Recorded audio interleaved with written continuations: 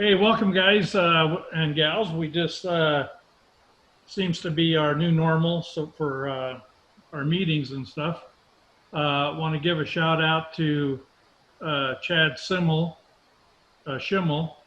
He's our new Yeah. Woodturner of the month. So welcome you, and I'm sure that our board members have sent you out a welcome pack, or will be on the way soon. So before I send this over to uh, Jerry and Matt, uh, we had a request to see if we wanted a couple lays that uh, the Flame Museum wanted for the. They do. They have the world's largest museum for fire trucks, and it's right here in Tempe. And so we went. My wife and I went down there and went through their museum down there, and that is quite an awesome place. The two lays that they had were actually two little metal lays. So I told them to contact Mel over at Timbers. They might be able to give them an idea of what to sell those for. But they were nice little 4 foot lays. They're about 6 inches wide and had an old leather belt. They were probably from the 60s, but looks like they still work. But if you ever get if you need a place to take your family or people coming into town, that is one awesome place. It's called uh, the World Flame Museum, and look it up online there. You'll it's pretty impressive.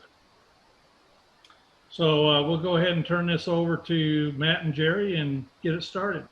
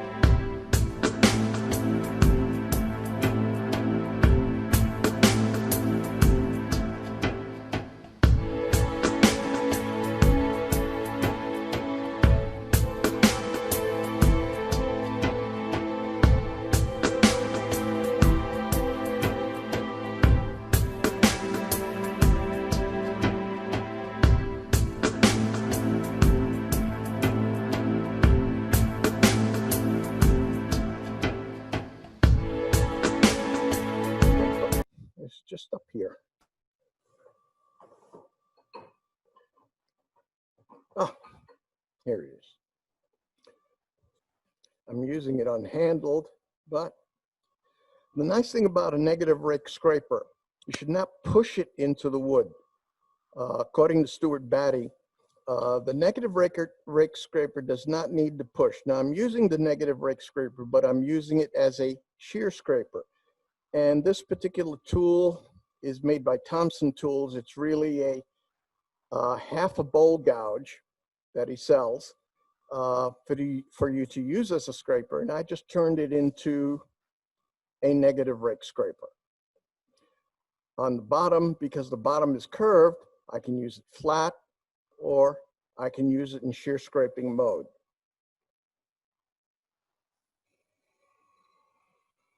Now, I don't know if you can see this, but this is definitely cutting.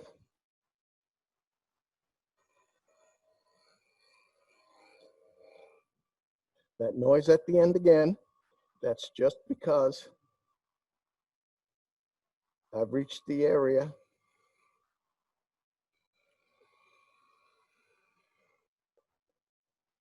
Pardon me, I reached the area where there was wood and air. What I'm doing now is I'm blending the bottom to the sides.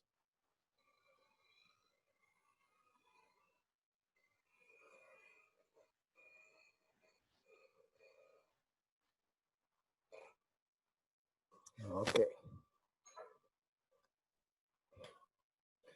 Okay. The first part of our job is basically done. Generally, if I were doing this at one of our meetings, there would be no sanding. But I'm not at one of our meetings.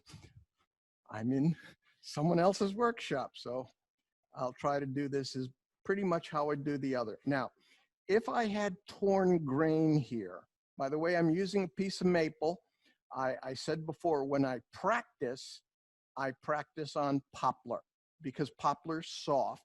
So if my touch is not right, what happens, I end up with a bit of torn grain and I have to practice how to smooth that out. I get a lot of practice. Okay, so it's not particularly bad. So I'm gonna do a very quick 80 grit followed by, I'm gonna basically sand up to 220, but it'll be pretty quick because there's really not much to do. So if you bear with me. Okay, Matthew.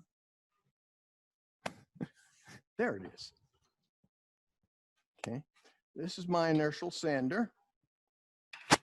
Nice thing about it is I don't have to get anywhere near the piece I am working on.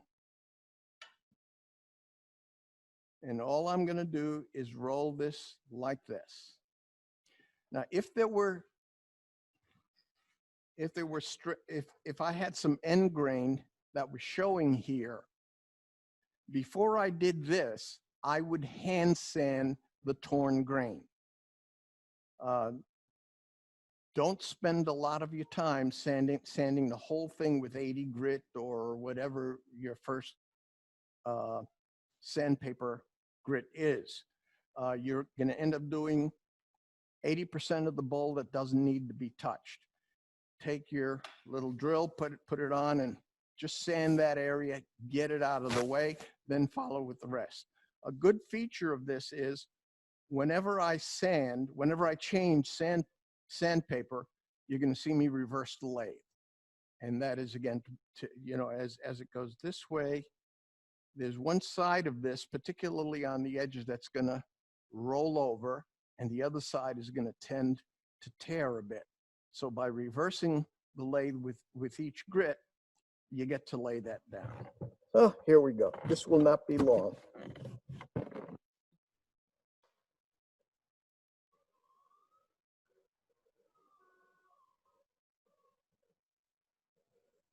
I'm going to slow it down a little bit so that the sandpaper can do its job.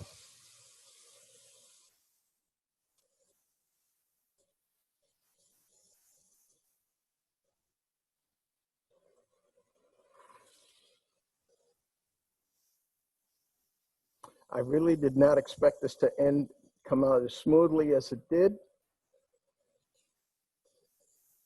but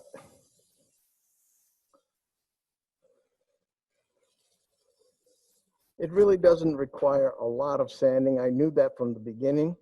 The piece is pretty good. So we're going to change sandpaper. That was 80 grit. This is 120. I rarely sand these pieces beyond 220 because then what I do is I put them away. I make these pieces so that I can paint them, carve them, burn, do a lot of things with them afterwards. Yes? No, I didn't. Thank you.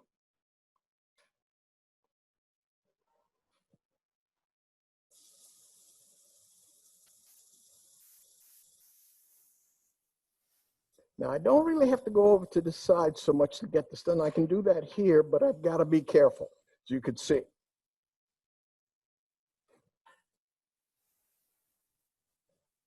Also, I've got to be careful that I don't erase my line as to where my rim will be at the end. When I get to,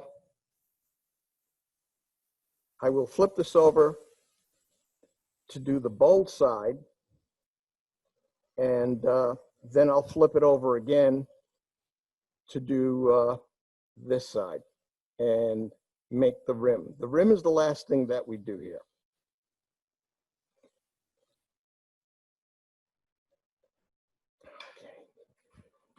Okay, let's blow it off.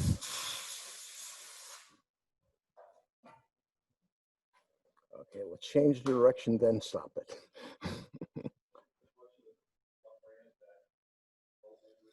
This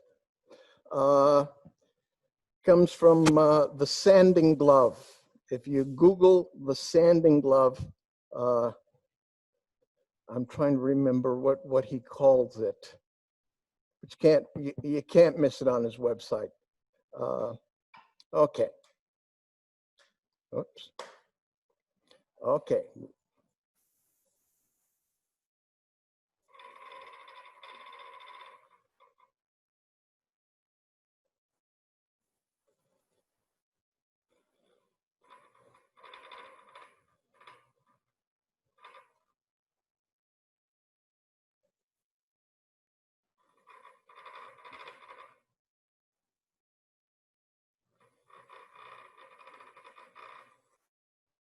Okay, that's 180.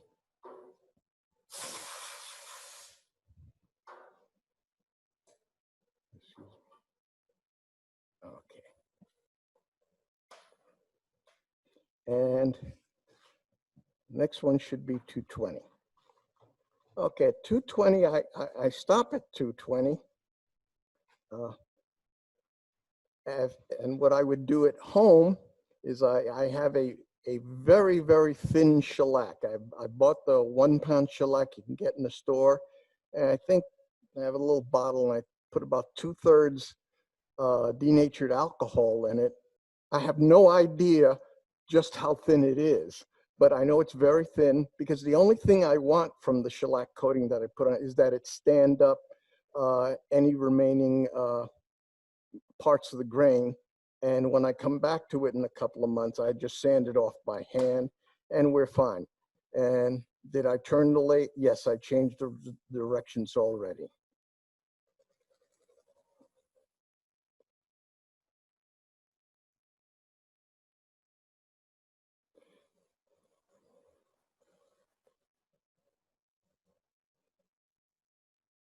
Okay, I'm not interested in sanding this to perfection at this point. Just want to get it nice and smooth. I may carve on the backside. So anything that I miss, 220 is much more than I absolutely need because after I carve, I'll touch it with 180 and come back to 220 and then go to 300. I really don't want to take anything that I carve out. And the same thing is true as if I carved on the top side.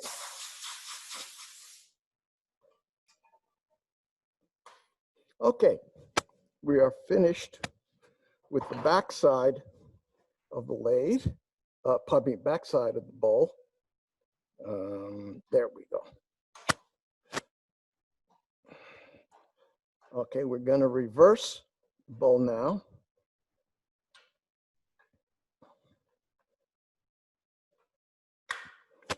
Okay, so remember, even at the end where I get this to be the rim, and I probably will take some in here, you don't want to lose that point. This is the very last thing that you take off on the project. Otherwise, you'll have a real hard time finding, I know what I forgot.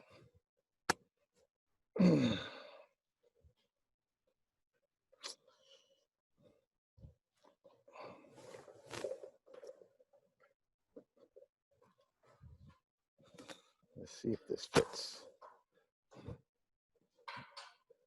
Yeah.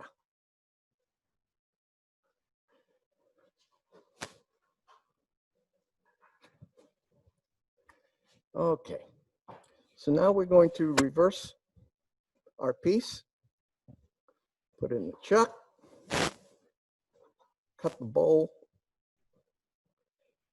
and we'll be most of the way home.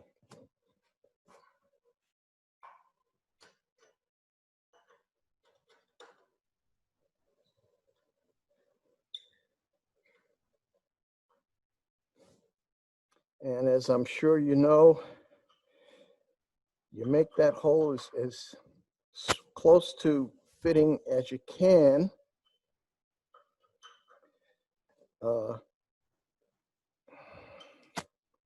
Basically, because then you get as close to the circle that your lathe manufacturer put on your chuck jaws as you can get. Okay.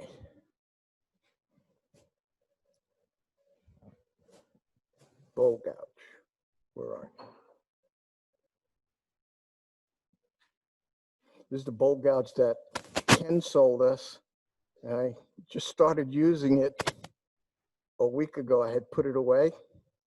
There's another bowl gouge that I had that I'm no longer going to use because basically it doesn't hold its edge. And I was surprised I used this. I think I've used for two of these projects. And the amazing thing to me is it's held its edge for the whole project. I just never had a problem. Let's see, wrong way. Okay, so we start this as we would any other bowl. But you don't want to take the entire center out. Essentially what you want to do is just create a few steps. You want to save as much mass on the inside of the bowl so that when you cut the wings, they have that support. If you don't have that support, your wings are going to flutter.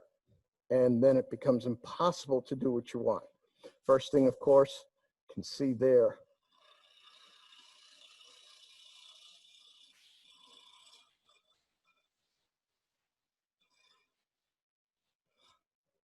Notice I did not go up past the wings. You go to the wings and you can tell where you need to stop because you're going to see where the propellers are. It's very easy, and where the solid wood is. Straighten out to the solid wood and stop there. Okay, the little bit that it might be off when you're making the wings, nobody's ever going to see that. Okay, let's start emptying out the center.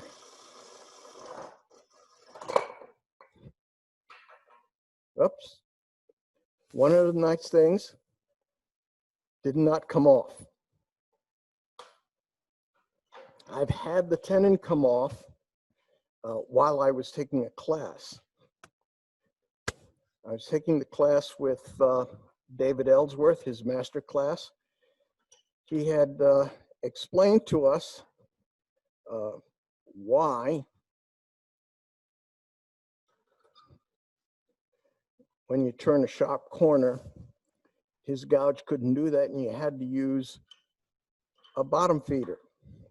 My mind drifted as he was talking and I realized I had missed missed that.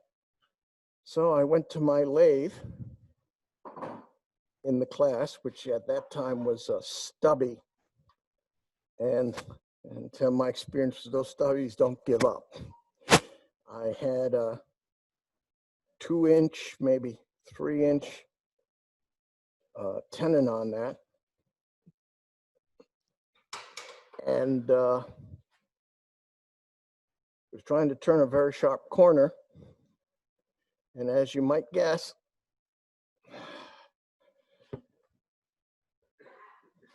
the tenon gave way. It didn't only give way, it sheared it right off. So at the bottom of the bowl was entirely flat. The tenon was still stuck in the chuck. And of course, the bowl went flying across the classroom. All I could yell was incoming to let the other people in the class know that I'd made a mistake. I'll tell you what David said to me after that.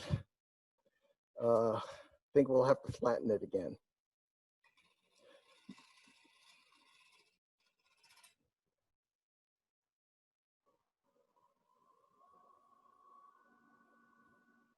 By the way, that's probably one of the mistakes I made. You want it going a little faster because you don't want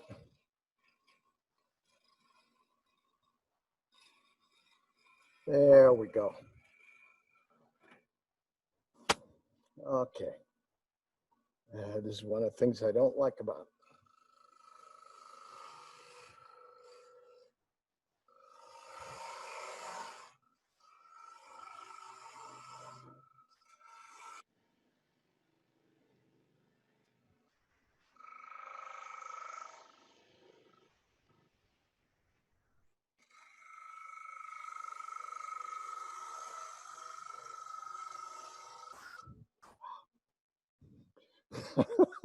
Fun.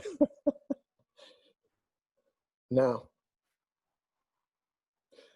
when you're going to do I'm close to the wings and I can tell because I can see on the rim here I've got about a 1/4 inch of solid wood.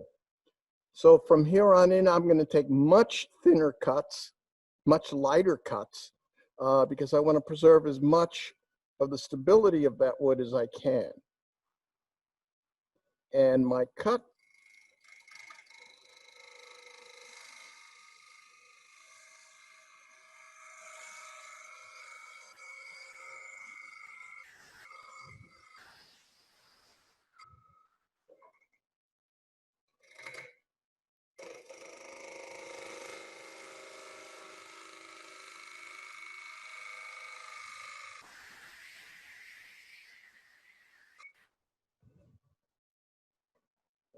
okay.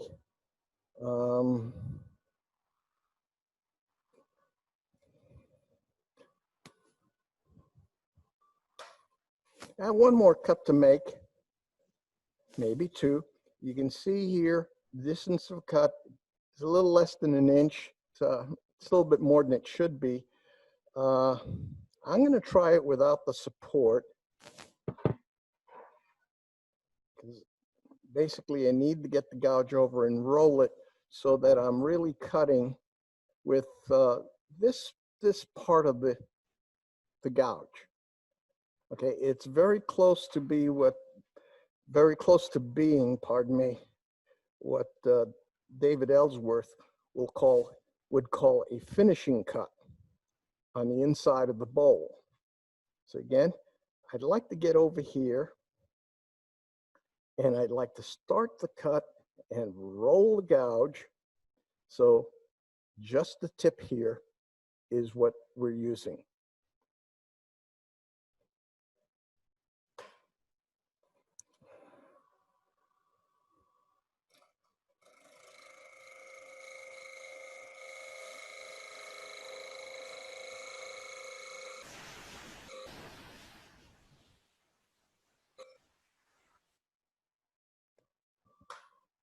I just need to see how much I have left. Yeah, I can go for another one.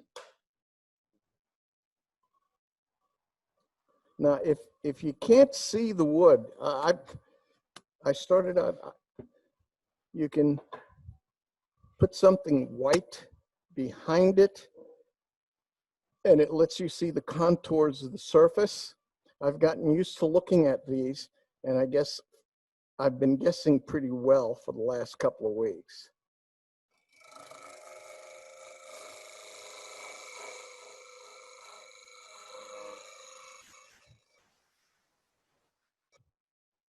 Okay, I think we've gotten the tips of those wings.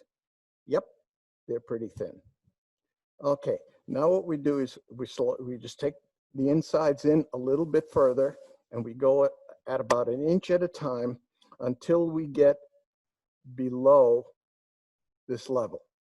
At that point, everything is the bowl, and then we just finish it as we would a regular bowl. So we just need to lower this a little.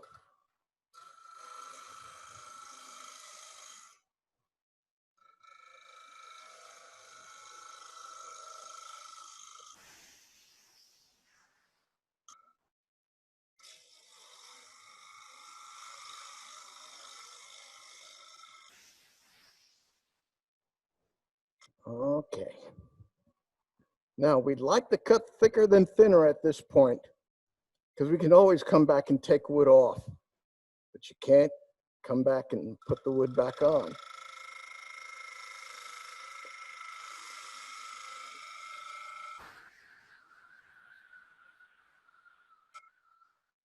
Okay, now if necessary, cut light.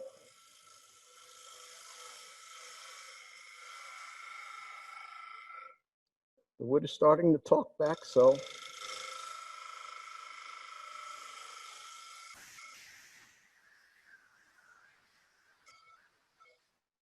okay, let's see how we did.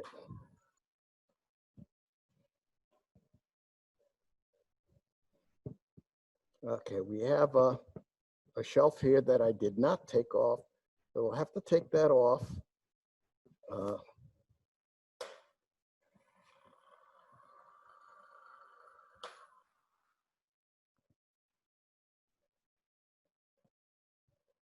Yep.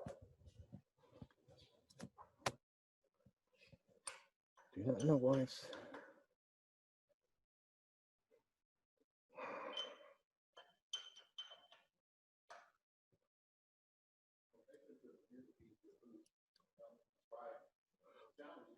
Oh, yeah. That was a sound I haven't heard too often. So, and like most of you, probably you would bring your own equipment, and that's what I did. And I've never heard it let go like that, so I'm going to be aware of it, listening for that again. Okay, I know where I have to go. So basically, I'm going to rub the nose of the gouge and bring it back until I feel it drop. There you go. And that's where I'm going to cut.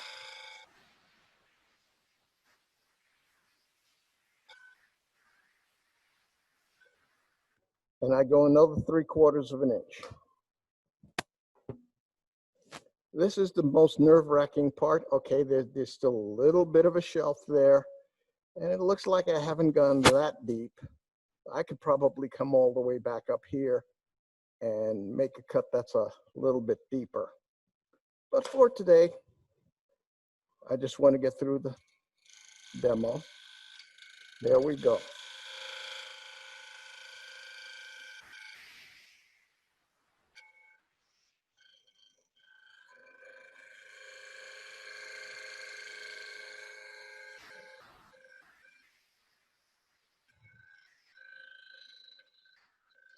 Okay, that felt good.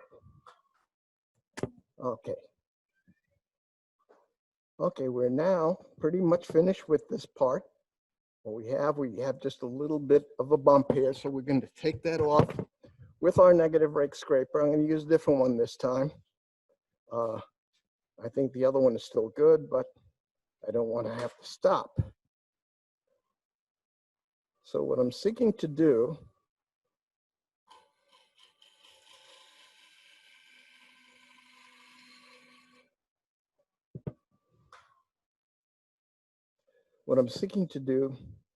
is just smooth it And then I'm going to come in and use it. This is as a negative rake scraper. I'm going to use it as a shear scraper, basically just looking to finish, to find the bumps.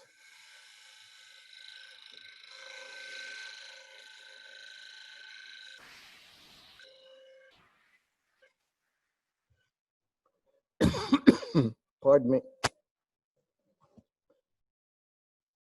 Okay, still, darn.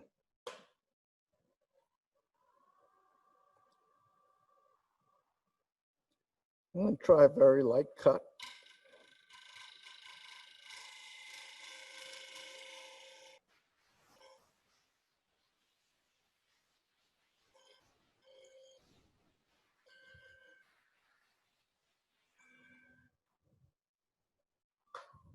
That should do it. Beautiful, beautiful. Okay, so we're going to do our next cut. Now, actually, we're almost at the point where we can start treating this as a regular bowl.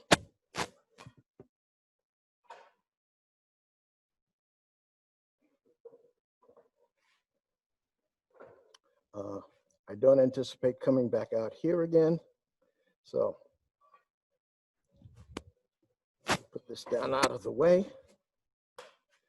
And we'll turn the speed back up to 1500.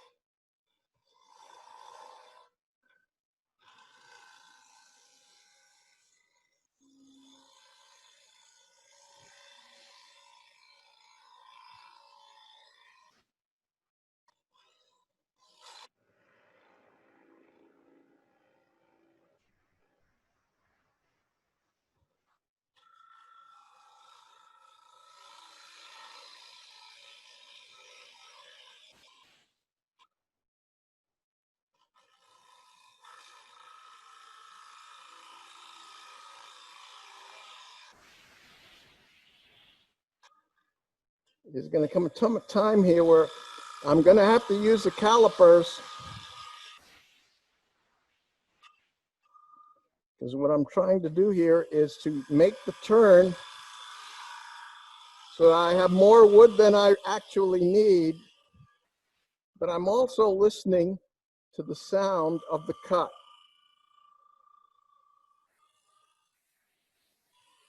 Especially as we get around here. If the sound changes, it means the wood is getting very thin. And that generally happens at the recess. Now, to avoid tearing the wood if it got thin, I'm going to change from doing the cut you saw me do to a different way to bring it down, and basically is just press towards the center of the wood.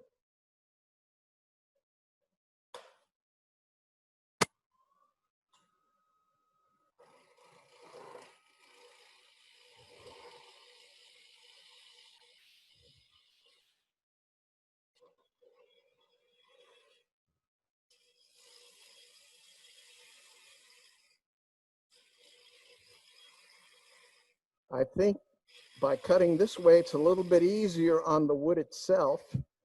You're on the inside of the bowl. Notice I'm keeping my hand on my side of the tool rest. If you had my perspective, you'd see that the rim of the bowl is not more than, or pardon me, the wings of the bowl are not more than 3/4 of an inch away from the edge.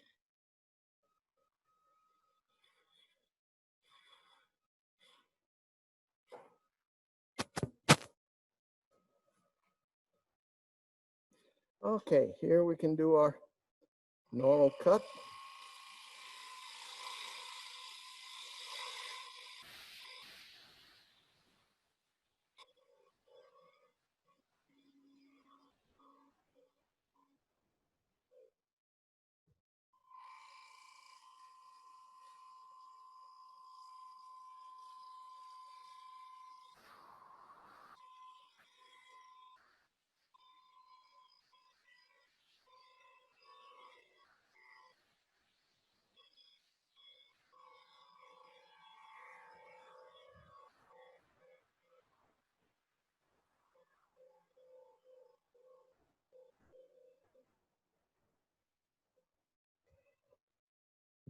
Okay, 2 more cuts, hopefully.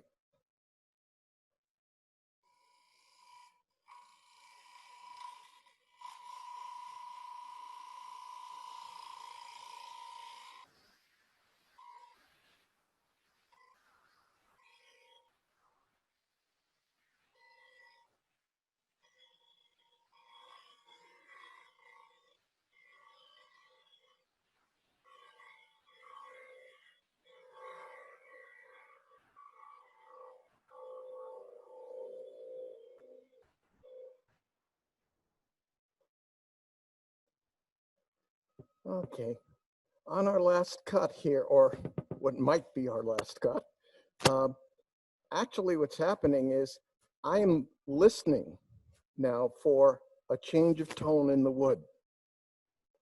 But before I do that, let's do one thing. A little bit more scientific about this.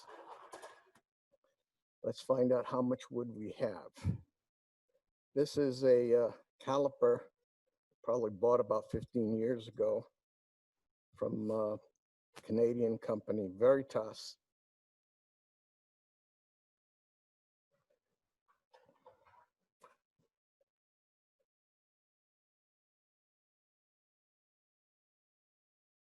And it'll tell me,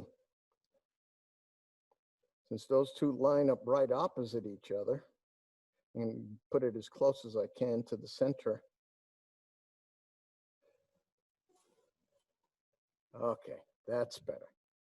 I know that I've got a little ledge back there, and I don't want to put it on that ledge. Okay, tells me I've got that much wood. That's roughly 5/8. No, 1/2 inch at most, maybe a little bit less. 4/8, 3/8. Okay, so I know I have more than enough wood there, so I can feel I can cut this. I don't have to be super aggressive, but I don't have to worry a lot. I'm going to be using, again, on this final cut, I'm going to try to concentrate the cutting right at the tip. There's the midpoint, about 1/8 of an inch to the right is what I was taught as the inside shear cut.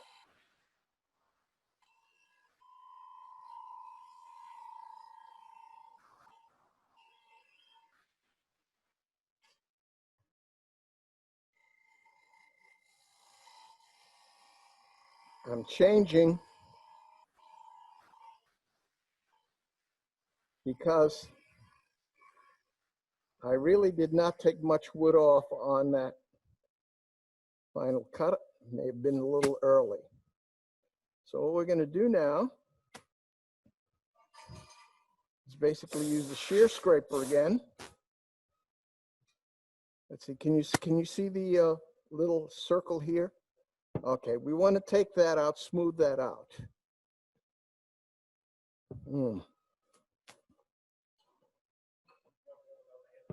Yes.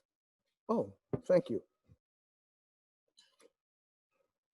Actually, it does have a handle. It just got to take it off one of these.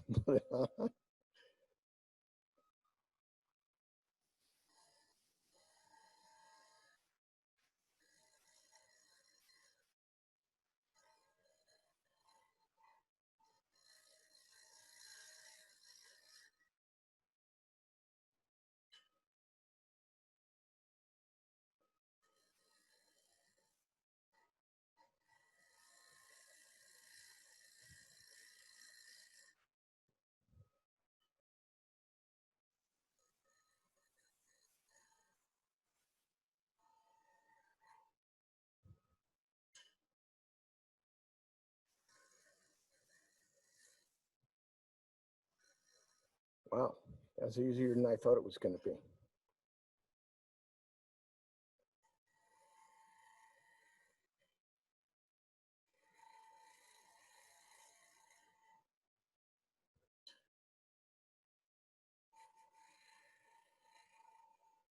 Now, I really don't want to go into the wings when I'm doing this part.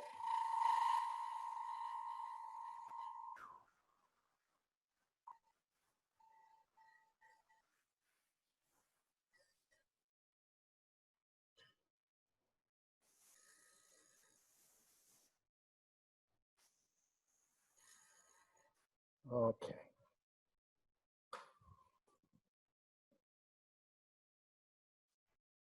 Okay, I'm gonna have to go up there because there's just a little corner that I just don't want to take out. Attempting to do that with sandpaper.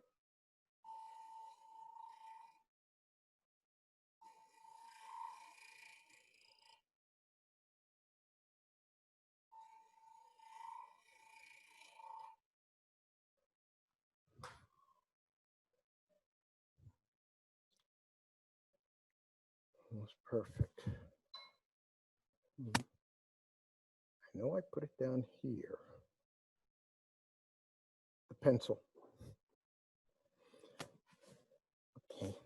I am losing sight of what it is that I have to work on, so I'm going to try to.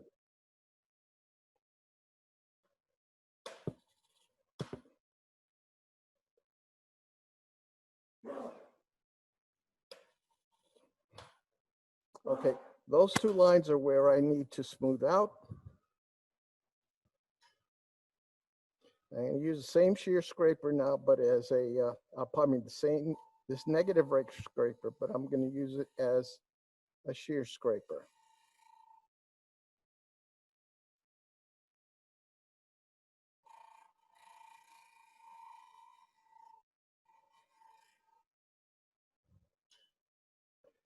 As you might notice, I'm not really looking to erase the line because what the line shows me is that's the shallowest part. And if I erase that line entirely, I'll just have to start over again. That's much better. That's much, much better.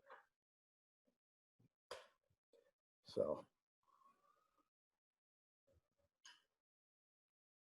yeah, I was tempted then.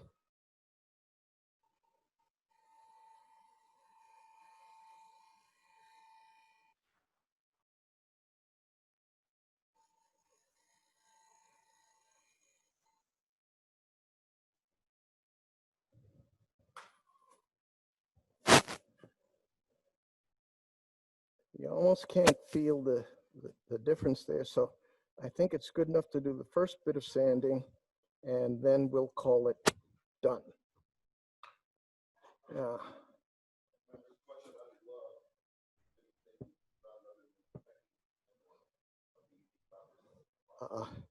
Well, it's really not unique to me.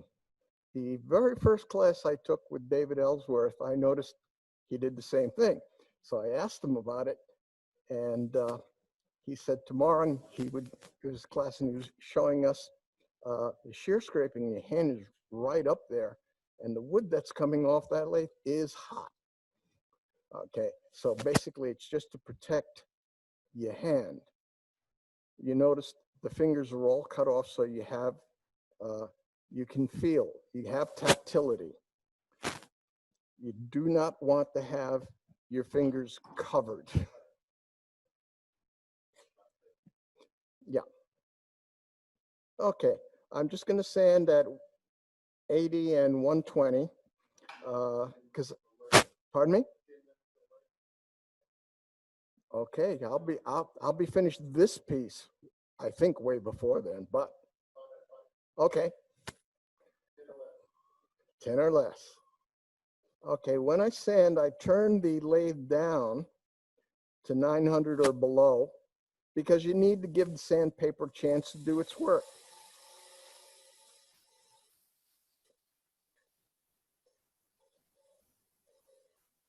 And at this point, I'm sanding until I see my pencil marks disappear. Because at that point, I'm pretty sure, that is as I'm standing here, that those two surfaces match. Because when I did the shear scraping, I shear scraped from both sides up to the line. I was not trying to erase the line. If you erase the line, you just create another trough. So the line is gone.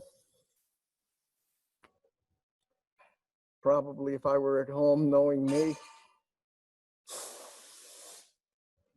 I'd get non-compos mentis and just keep sanding, because that's what I was doing until somebody comes in the shop and asks me, why are you doing what you're doing?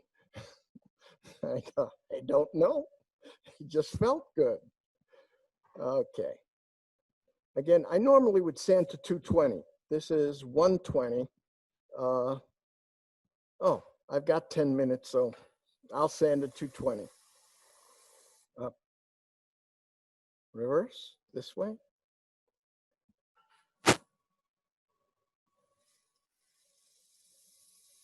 No, this way. Yeah.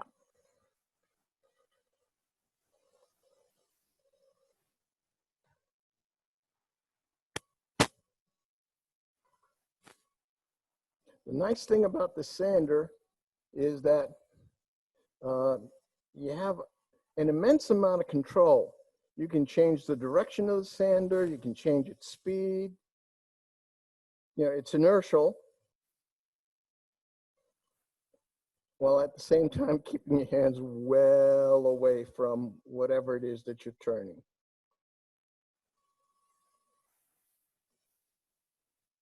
And because I'm always reversing the lathe, and sometimes I lose track of which way I have it going, I end up putting the sandpaper between the interruption in the cut, and the lathe lets me know that I did something stupid, but at least my hands were not in the way. Switch speeds. Nope, go back. Still haven't, well, there's not a day that I'm going to spend a long time doing that. But I'm sure if the camera may show you, you should have spent just a little more time with the 80 grit. This is one of those areas where I would say, what you do is you take your hand sander and you do that spot. You don't do it with the lathe running. You just sand it until it's smooth, and then turn the lathe back on. Otherwise, you'd spend forever sanding. Okay. This is 180. I know it's 180 because the pad says 180.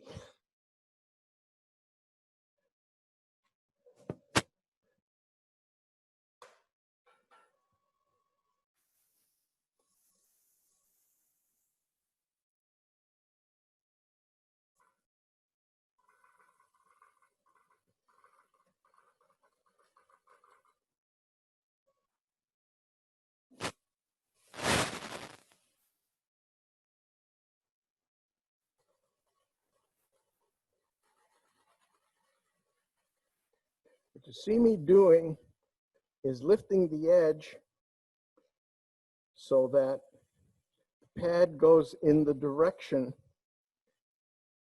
that I spin it.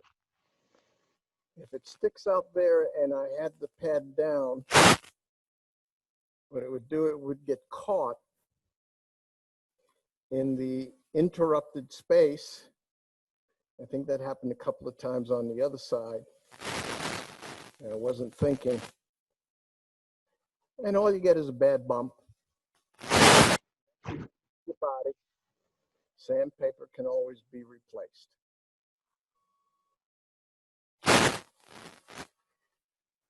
Body parts, at least at my age, not so easy.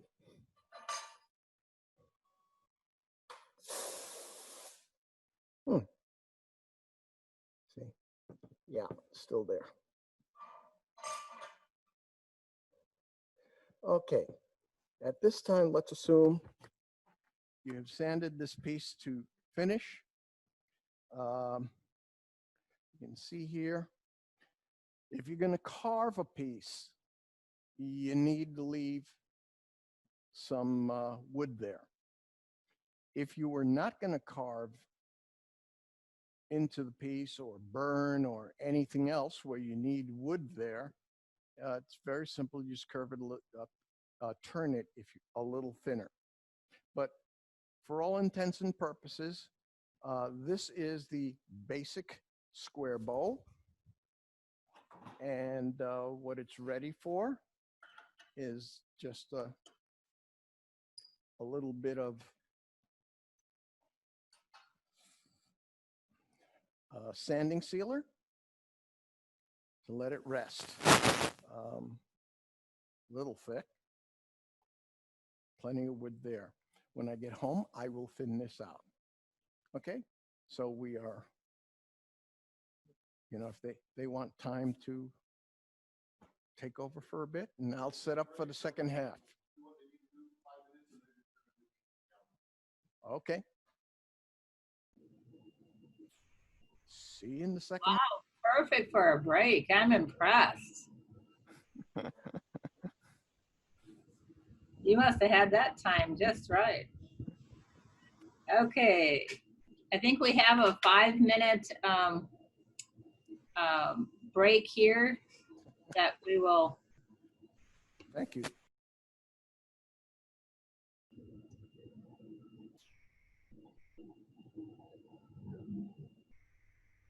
Okay, so our first person is Jack. Do you have Jack ready? Jack, we'll get you, or you can request to unmute.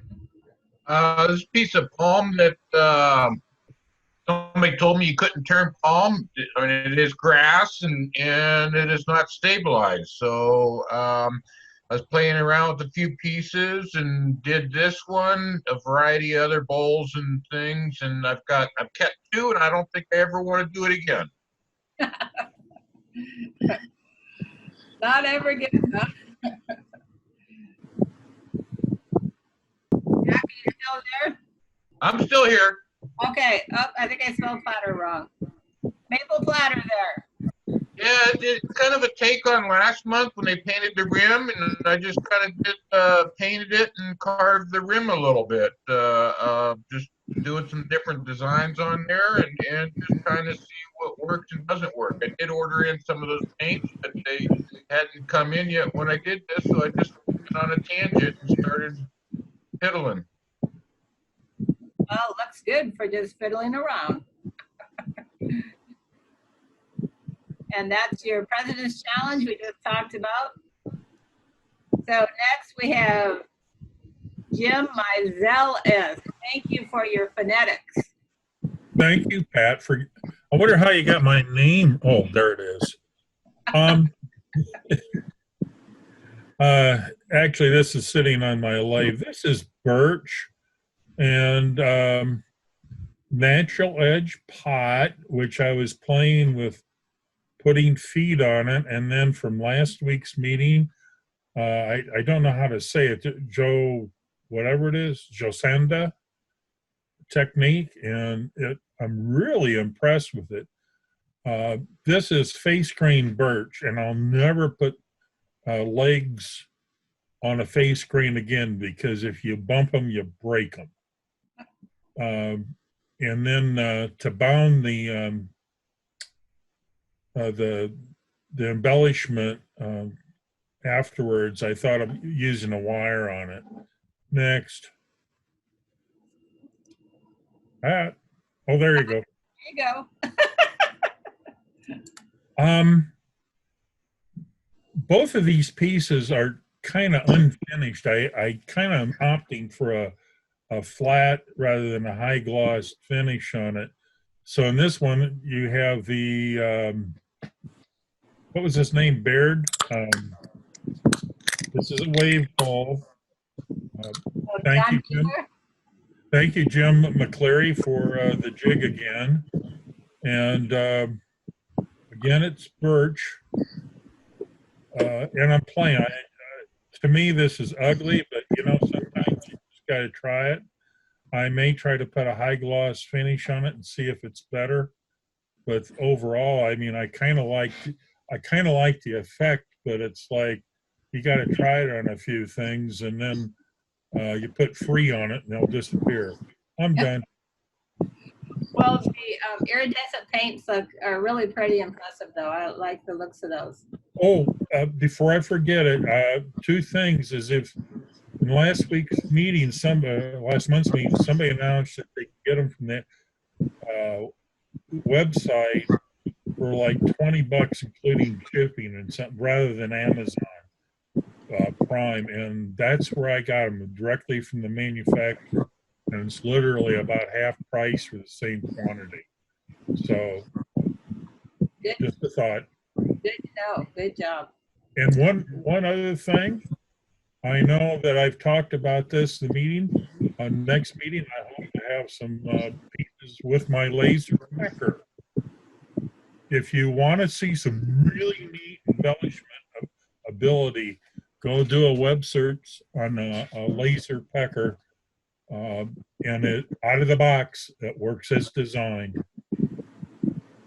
You need to send us, you need to do the instant gallery next month with some from that laser pecker. That would be really good. Oh, I will.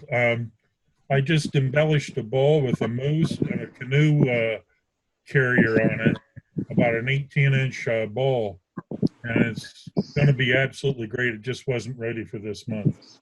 Well, if anyone missed it, Jim talked about it in the last newsletter, and with some pictures, and it was really interesting, Jim. So thank you for submitting that for the newsletter. Okay, we have Tom next. Tom, are you on there? I am. Yes. Can you hear me? Yes. Yeah, this is my first forte into segmented work. I made a jig for the table saw, and I'm getting really interested in it. It has expanded my my abilities greatly. This one was made out of knotty alder, because I've got a bunch of that left over when I was making furniture. And then it's got some bloodwood and some red heart. It's about 14 tall and 7.5 diameter. And it's probably the biggest thing I've turned so far.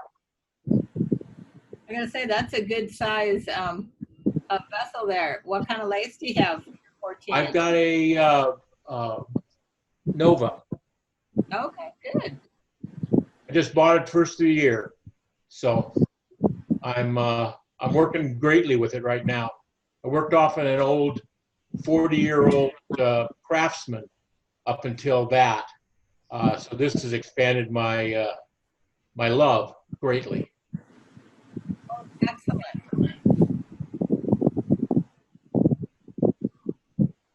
So next one is Richard January, who has a new lathe also. And Richard, hang on just a minute. Let's share it. We can get you on.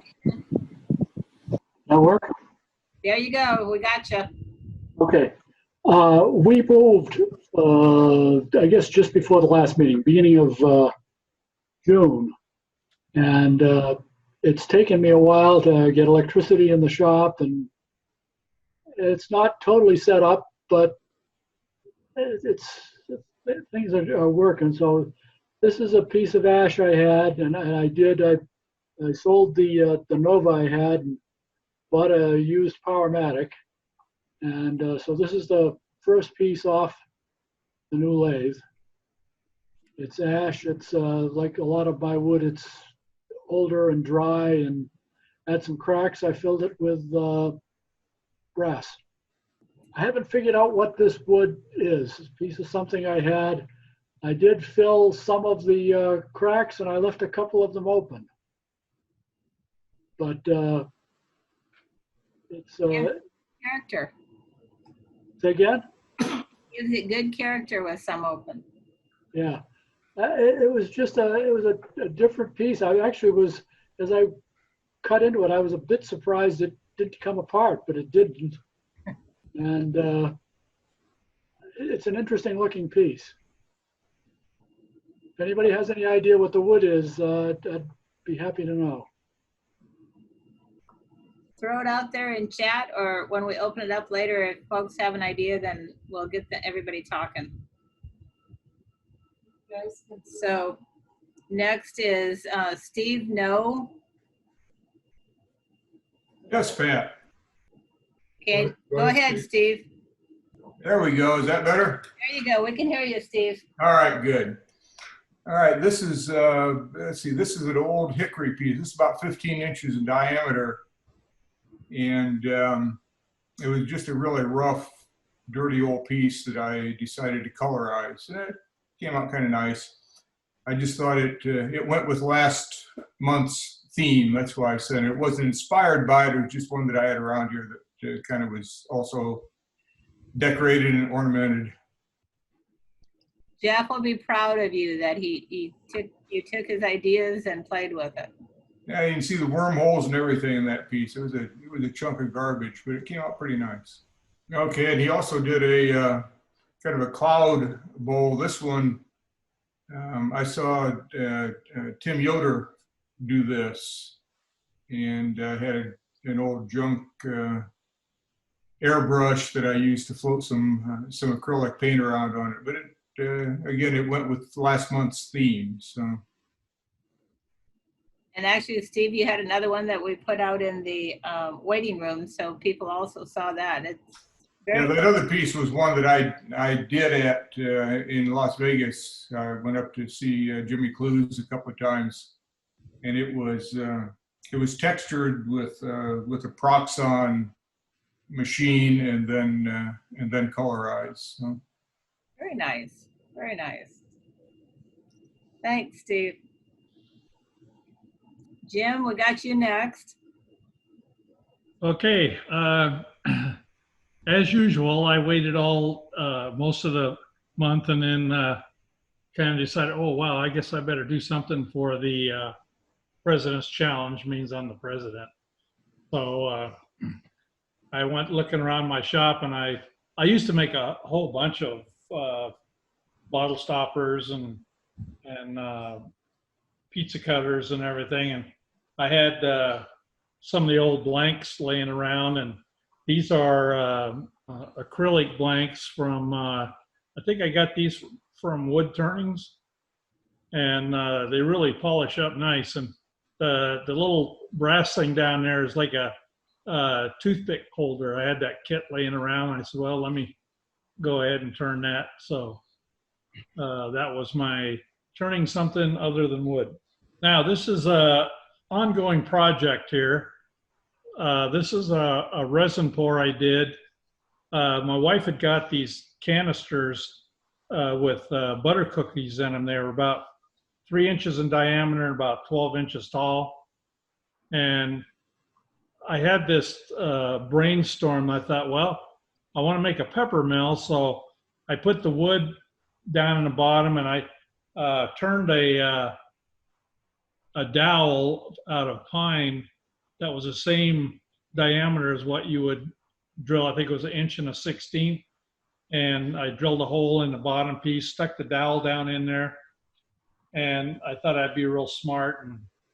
And I started filling up the thing with resin. I put some clear resin down where it got around down the bottom and started filling it up. And I had clear resin, and I dyed some alder chips red, and then I used the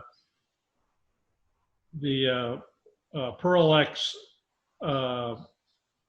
magenta and Pearl X white, and kind of poured a little resin, poured a little white, poured a little magenta, kept filling it up, and for some reason it cracked when I took it out of the mold. So then I decided, well, it's going to be too tall anyway, so I'm going to come a little bit down and cut that off and weld a new piece of wood kind of about 2.5 inches down from the top.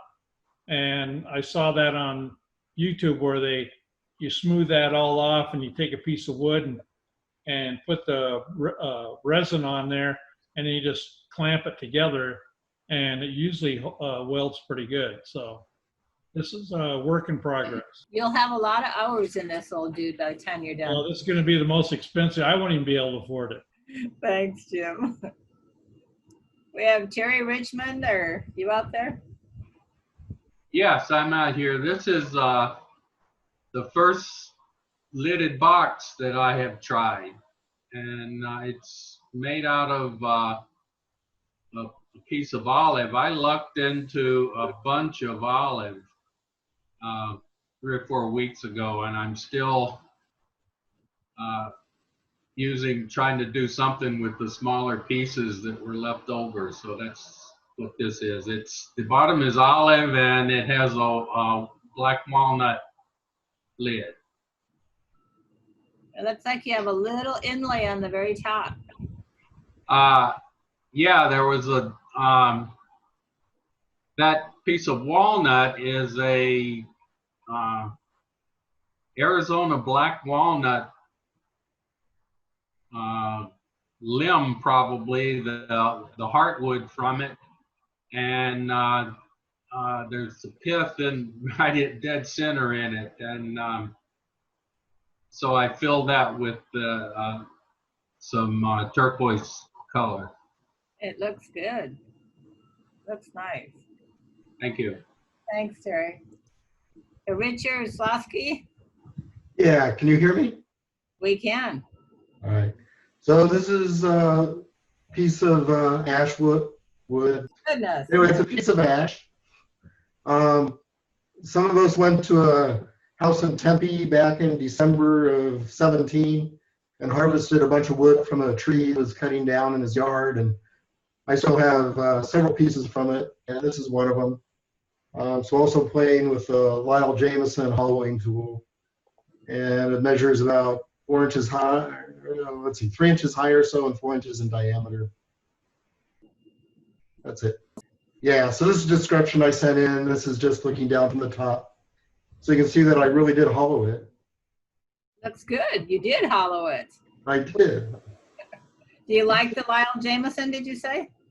Yeah, so I've done 3 or 4 pieces with it, and I do like it. It seems really stable. I'm still fiddling with the laser pointer bit and getting that to work and stay on. He sent me 2 so far, so I think the second one's better. Well, that's interesting. My husband ended up with 2 also, so. Oh. Yeah, his first one did not work either, so. Huh, interesting. Yeah. Thank Just you. a comment about Lyle. He's very nice to work with. He's very responsive. Has answered all my questions. Same with my husband. He's done very well. That's exactly right. Yeah. Thanks. We have Dale next. Hi, everyone.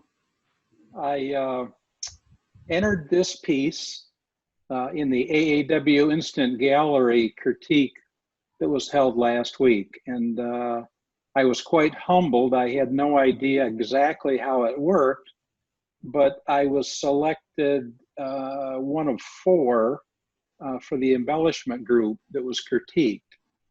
This is 9 inches in diameter, about 5 inches in height. It's a hollow form out of cottonwood. And what I did is I burned the outline, the borders, all the straight lines that you see, and then colored those with archival pens and brushes. Dale, that looks like so much work. It actually, being larger, it's easier on the larger ones than it is on the some of the smaller ones that I have done. But I probably will not do another one. But again, it was fun doing it, and I encourage everybody when they have an opportunity to submit their pieces to do it. I never ever would have guessed that this would make the critique. So I was very fortunate. That's very nice. And the when folks were waiting for the meeting to start, there's a list of all the Arizona Turners that did submit to the AAW symposium last weekend. And that was really cool to see all the different names, and we'll highlight that in our next newsletter. But, and Dale, you actually went into the critique, so that was very cool. Thank you. Pete, I think you're next. Okay. This is something I made. My daughter had asked for something to hold quarters for her washing laundry. And so I made a slot in the top. It's a jar, and I epoxied bottom on the jar, and then I epoxied the lid into the top and cut a slot in it. So the top unscrews and goes in there. So it makes a coin bank for her. Something really different. That's very cool, Pete. And this was a snack bowl. I had made up a bunch of rings of canary wood and maple, and I think that's a basis of probably canary wood also. And it's the wall thickness is about 1/8 of an inch wall thickness going around on it. They make good little snack bowls. I got so many snack bowls around here. I just have to eat a lot. Larry, I think you're next. That's the President's Challenge. That's epoxy and pine cones. I don't think pine cones are considered wood. What I did there is I went and got a plastic bowl, and I glued all the pine cones around the outside perimeter. Then I made a waste block for the middle, poured the epoxy, and this was the end result. It's something really different, Larry. You come up with the most unique thing. Weird. That's a piece of box elder that I got with a lot of red in it. I turned that's the largest. I got 4 nested bowls out of that set. And that's the largest one right there at 15 inches. But there's a total of 4 bowls for that set. Do you have that whatever that's called, that cuts it out of each? Yeah, I used the McNaughton coring system. Okay. I also have the wood cut, but the wood cut to me is soup bowls, and I can't really use it on natural edge. There's not enough cutting to it. So I like the McNaughton. Oh, my nightmare. I was turning this ash bowl, and all of a sudden this tree jumped out at it. So that's still work in progress. I got a lot more sanding to do yet. I didn't realize when I started it how much hand sanding there would be. You know, I've used a Dremel and a motor drill and everything else, but there's still a lot of hand sanding in it. It's kind of a unique piece. So is that picture to the right, is that your pattern that you laid on the bowl? No, there's no pattern. I just drew it on there. Oh. Yeah. I've tried it where I looked on the internet under clip art, but in doing this, I have to have the branches that go up and hit the rim for stability.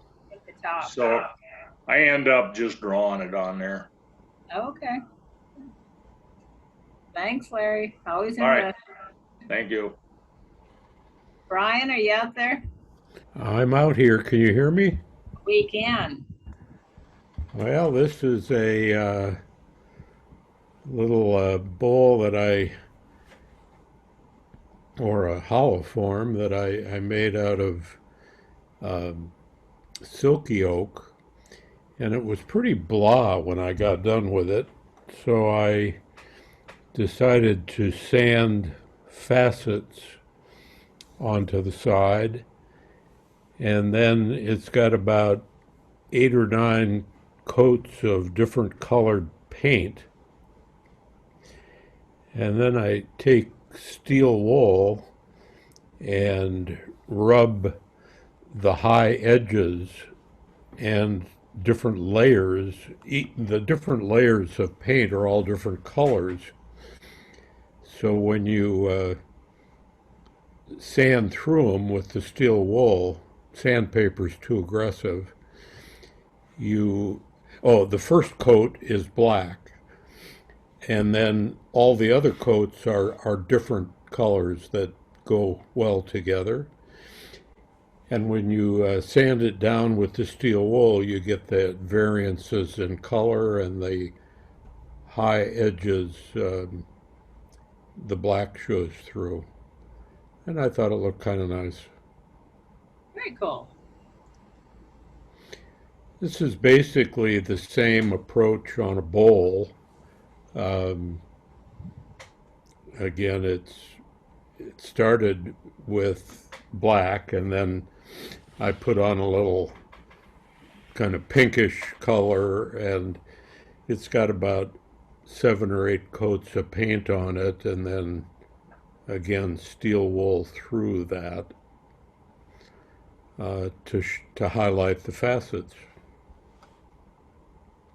Oh, very nice. Did you enjoy doing it or not? Yeah, I did. It's fun. I'm going to try some other similar approaches, and I bought so many different color paints, I've got to make more bowls in order to use up all this paint. How big is that bowl right there? That is about 10 inches in diameter, Okay. and it's about 3.5, 4 inches tall. Okay. Thanks, Brian. Always good stuff. Great, thanks. John? Oh, hi, everybody. Hey there. Yeah, this is my maple figure dish. I needed something just to get back into the practice of turning on, so I wanted to do something simple. And so I turned the simple bowl, and then I was really happy with the way the finish turned out. I started off, I didn't know if I wanted it glossy or matte, so I started off with just Danish oil, and just wasn't doing it for me, so I put multiple coats of tung oil finish on it, and really turned out pretty nice, I think. Looks good. These are impressive, John. Thank you. I guess if Pete likes to eat, I like to drink. Yeah, I started off, these are mugs 5, 6, and 7 that I've made now. And I'm almost coming to not hate as much putting the handles on. Handles are a pain. But I enjoy making them. They're made to be used and very serviceable. So they've got the epoxy interior. So totally able to use hot, cold, alcohol, whatever you want inside of them. The outside I like a little bit more matte finish, so it's Danish oil and then polyurethane on top, just a satin polyurethane. And so they're totally ready to go. Wow. Okay, Rob? Yeah, hi.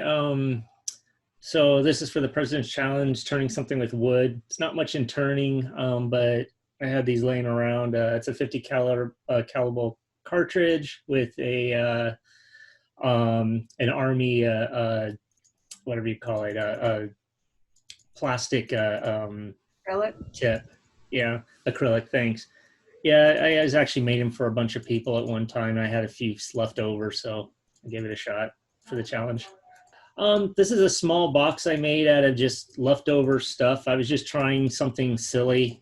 And I actually kind of like the way it turned out. I'm not exactly sure I remember why I decided to do that, but it was kind of like there was just a leftover piece of wood and I was just bored and I was trying to do something really quick, and actually turned out, I thought, really good. It looks like a perfect little ring box. I guess. I don't know. That's one of I like small things and boxes, so it's kind of something I like to do. And here is something I got out of the piece of wood, of course, is a desert ironwood. I got that from one of our things from the club a couple years ago. Decided to turn a vase finally out of it. It's not as good as it could be. It's a little thick, but overall, I was just trying to see if I could make a small enough top on it that looked like an insert or a lid or something. But it is all one piece. No, the opening I think was only was pretty small. I think it was less than about a half an inch. But that's pretty much it. I was gonna say, everybody says desert ironwood is really hard to turn. No, it's my favorite. That and ebony. Give me the hardwoods any day. I find it easy. I actually find it peels and cleans like cake. I mean, or like butter. I find it smoother than most of the woods I use. I was thinking ironwood, but I'm not the turner, so I was thinking ironwood was a harder one to turn. It is. It's absolutely like a stone, but man, it turns easy. Okay. Oh, okay. Okay. So I have no issue with it. I find it great to turn. A nice sharp tool goes through it easily. Very cool. Okay. My husband, let's see if he can talk to you. The President's Challenge was to do something other than wood, so I got a little pressure pot from Harbor Freight and been playing with it and just made a couple pins. One's just some different colorings in it, the top one.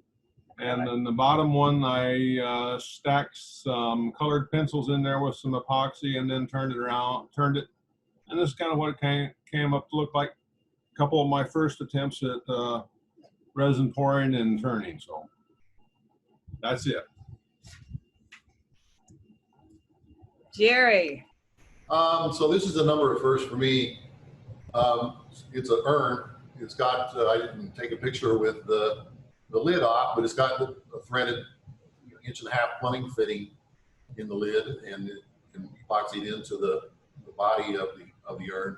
And it's the first time I've tried to do turquoise inlay. So it's a piece of olive that was got from a landscaper in Ahwatukee. So that's it. That's all, folks. So thanks everyone for sending in your photos. And like I said, if I missed you, please let me know. Send me something again. We're on vacation and I might miss somebody, so sorry about that. So we are back to the demonstration.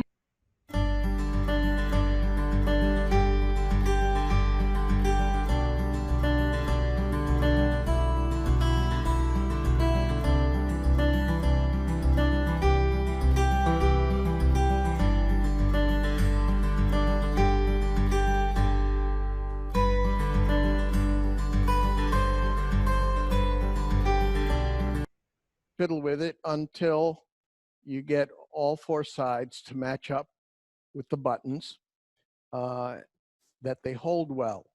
Now, on some lathes, you'll find that you don't have enough room to turn. Basically, it has to be away from you. What I would do if I were turning this at this point, can you zoom in a little bit here?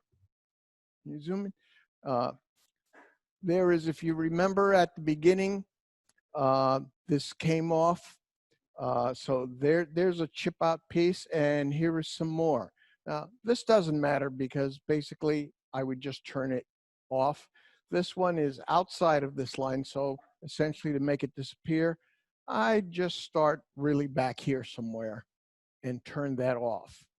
I don't do that now because if I turn this off, I'll never be able to get this back on the lathe and thin this piece out. So I just wanted to cover that. Geez, I'm so excited in finishing this without having screwed the thing up entirely. So let's just take this off and talk a little bit about what we'll be doing in the second half here. I'm going to take a square platter or a square blank, and we're going to go from the easier turned bowl to slightly more challenging, something like this. Okay, you can see the edges are thin. You can turn the wings up, you can turn the wings down, or in this, they're pretty much the way they come, your choice. I'm thinking of turning the wings down just a little bit.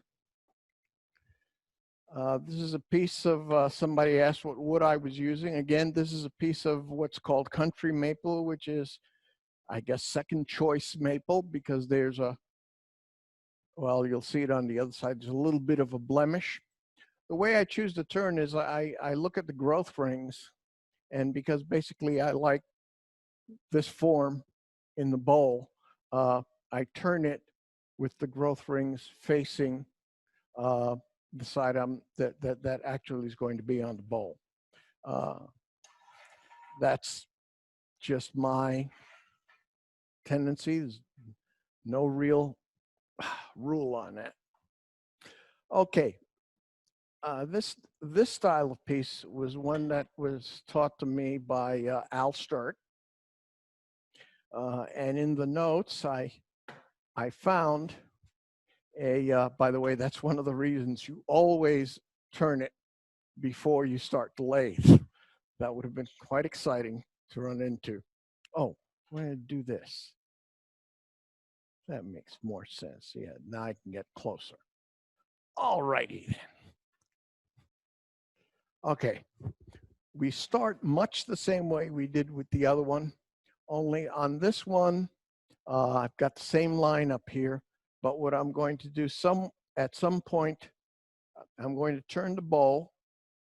I'm going to leave a lot of wood here, and then I'm going to turn the wing this way. Pencil. I'm going to want to turn the wing so I end up with a shape somewhere along these lines coming into the top. And I'd like to leave about a 1/4 inch thickness so that thinning out is something I do on the other side. And I don't have to sneak back under here to do the thinning. The bowl would have an OG form. So hopefully it looks something like that. All right. If Ken is out there, Ken, I'm going to see how good this crown gouge is.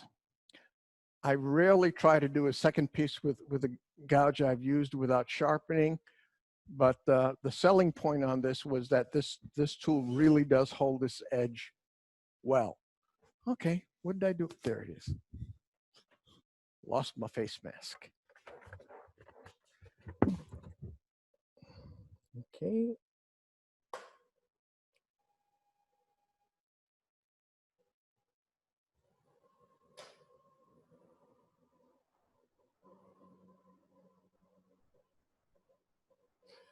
Okay, you want it going with, I have it going between 13 and 1400.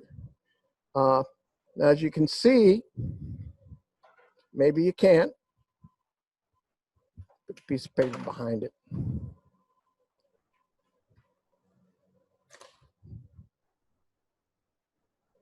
No, you can't. There's actually the room between the wing and the centerpiece is about that much, whereas before we were already talking about that much.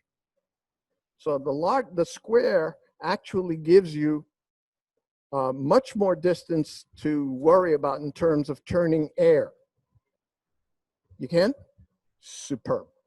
Okay, we're going to do much the same thing as we did before. I want to face it off first.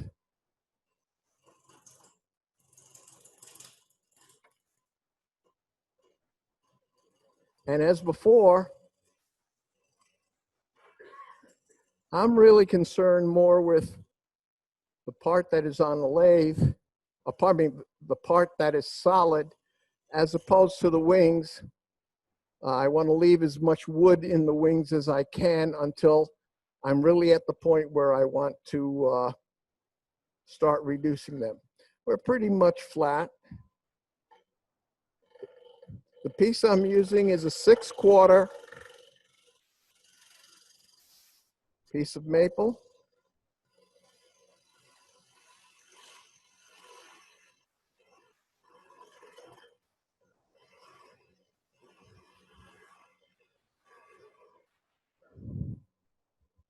Okay.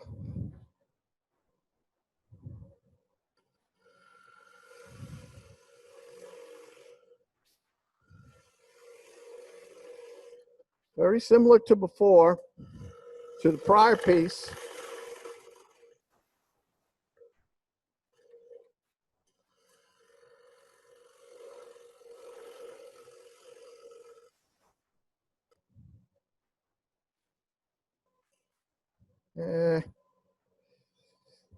I want to mark where the turn in the wings will come so that I don't forget. Pencils here, which I'm going to make just inside of where the air starts. I remember this is and outside of the bowl here, and since the wings are going to curve up, okay, curve this way, cutting downhill is to come this way.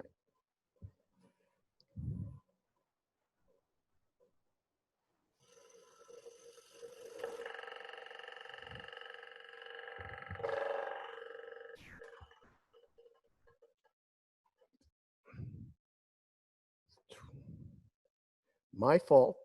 I put the tool post closer than it needed to be.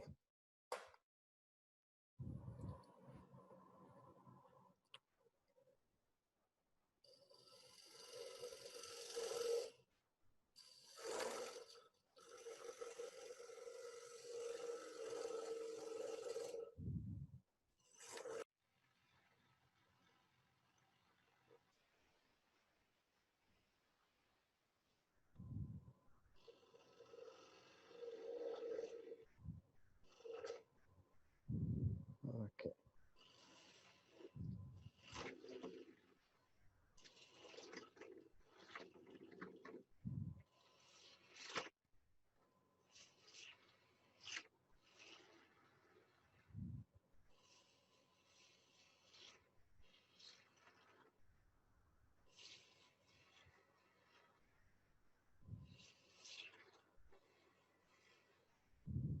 Almost forgot.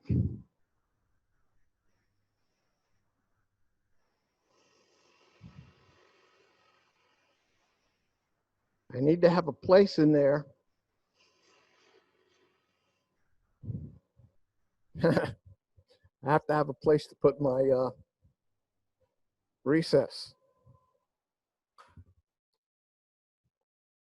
Eh, not too bad. Let's see how we do. Just outside where I am now.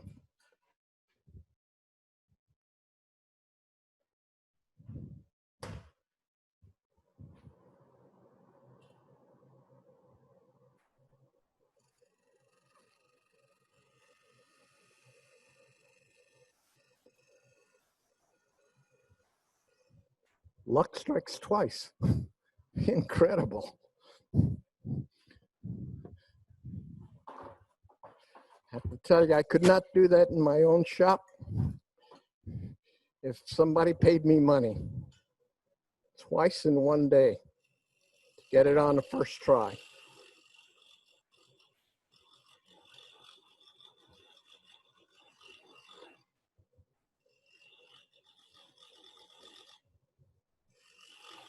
This is going to make my bowl shallower than I would like.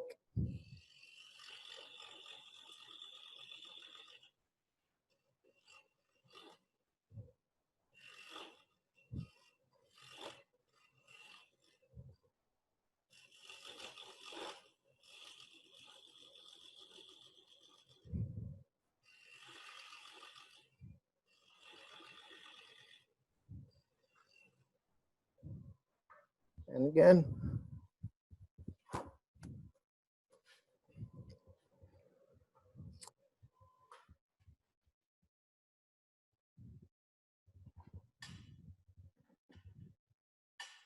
yeah.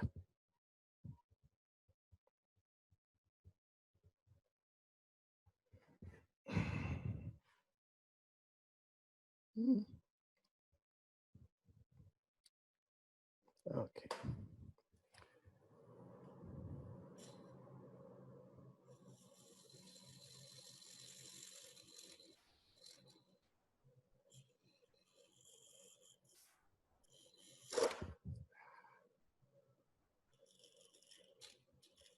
I tried to do something that I should have done with the tool that's built to do it.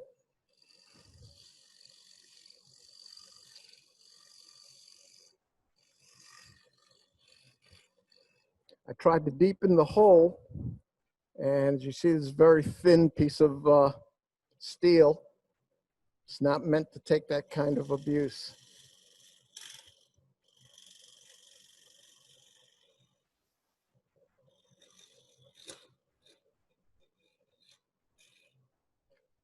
Sometimes I never learn a lesson.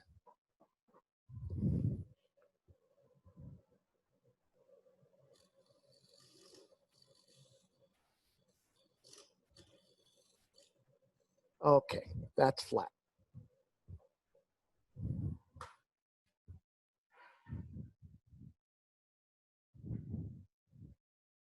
Okay, that's more than deep enough. Huh.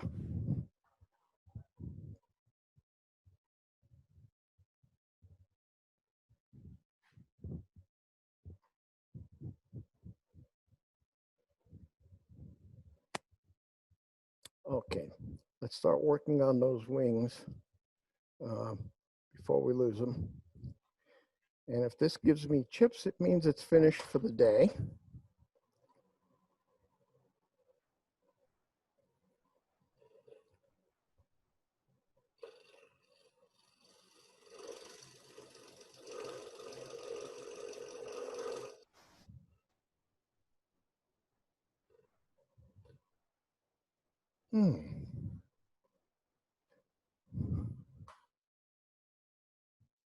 Having second thoughts.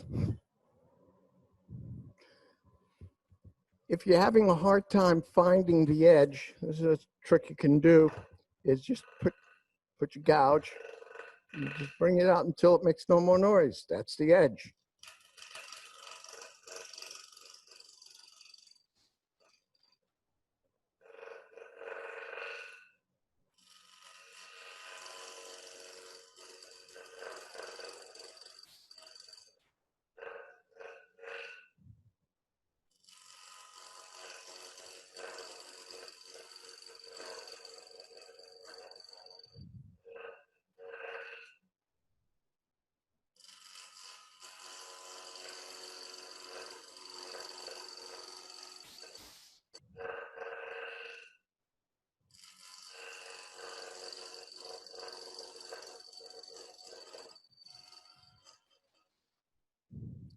Okay.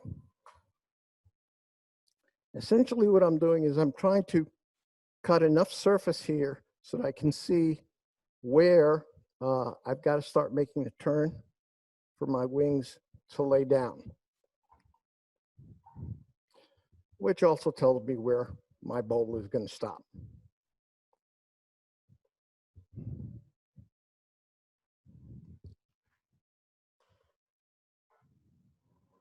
Again, you just put it in there, non-cutting position, bring it back. That's where the edge of the piece is. Nope, I want to cut the other way.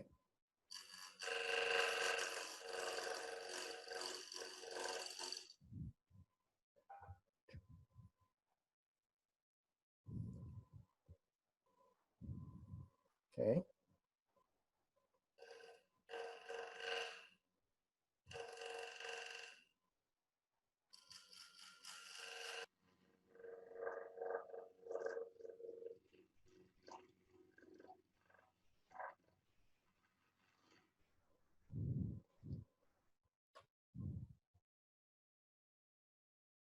Okay, we'll stop there because what I'll want to do from this side is do the same thing. Just have the ever so slight bend. Give the wing that shape. I just make one more pass to make it a little bit steeper.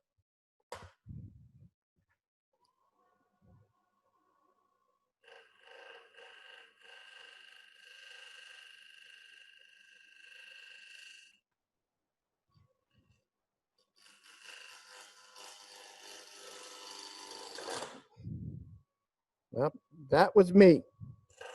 Too aggressive.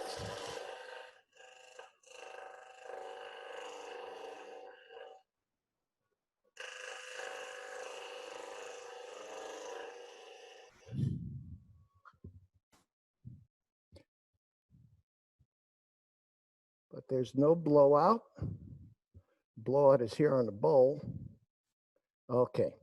Now what I'm going to do basically is I've got my wings with a little bit of downward slant. You can see that?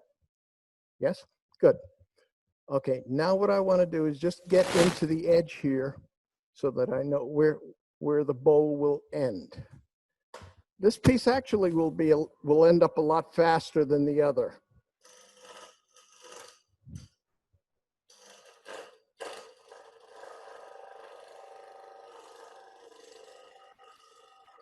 I think this is just dull.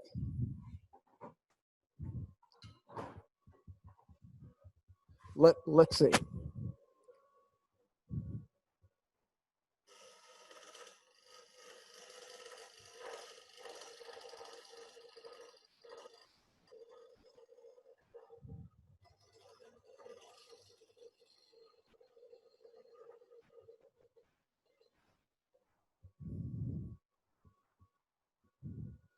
Again.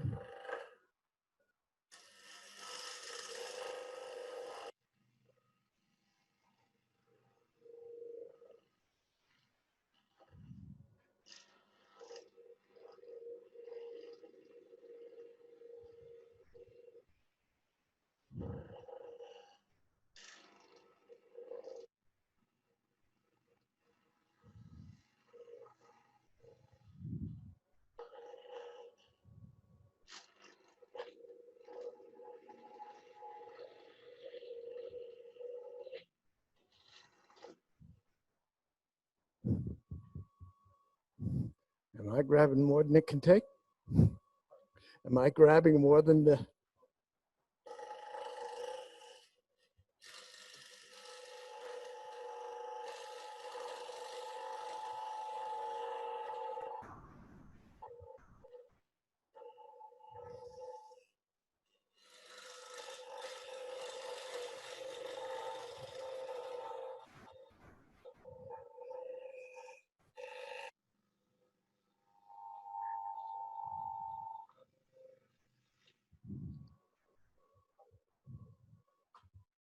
Sorry for all the noise. I'm not used to so much noise, but you can see I'm pretty close to the edge now.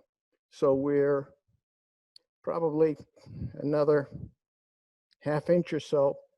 We're at where the bowl itself would be. The only thing you'd want to do at this point is, okay, if you're going to blend it, now is the time to blend this wing. As it is, that what you have to do up here is going to be scary. Not scary, but heart-stopping enough, if you will. The wing will be thin. It will not have any support from beneath. So you want to use your negative rake scraper to smooth that at this point. I want to try to get in there to get as much support as I can for the tool. Do we have a shorter toolbar? Oh, thank you. That one. Thank you. Yeah. Okay. That'll let me play in here.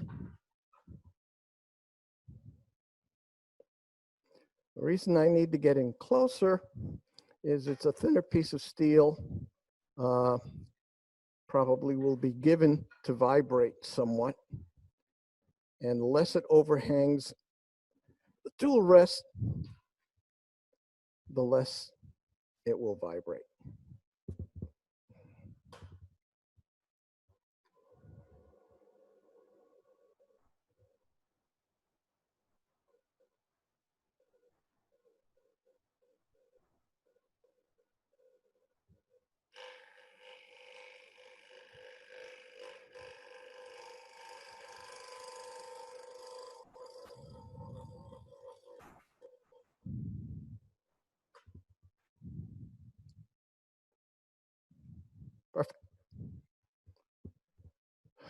I should do demos more often. It just doesn't work this way in my shop. Okay, one cut now just to get this, get the wood that's going to be the bowl.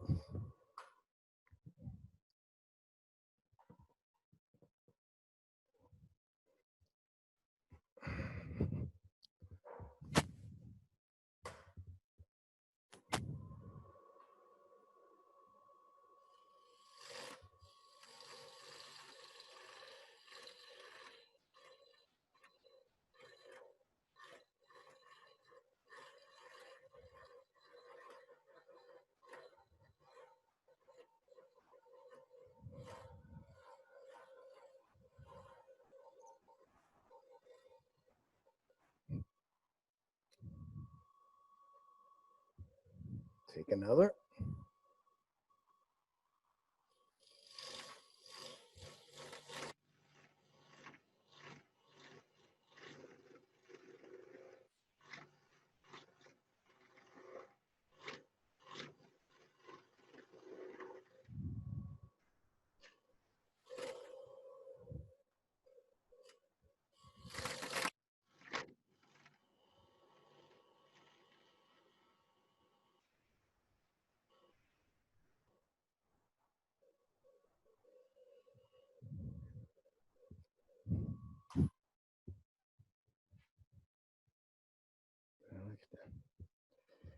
Got to get well inside there.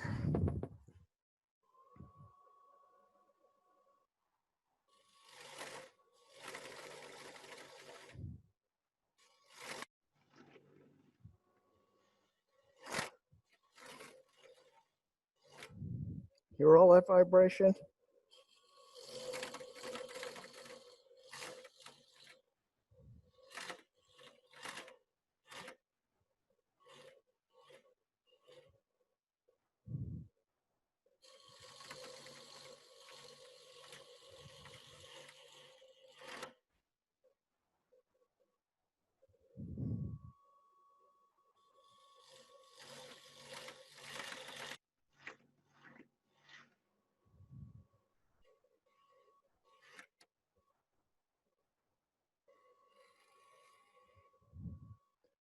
Okay.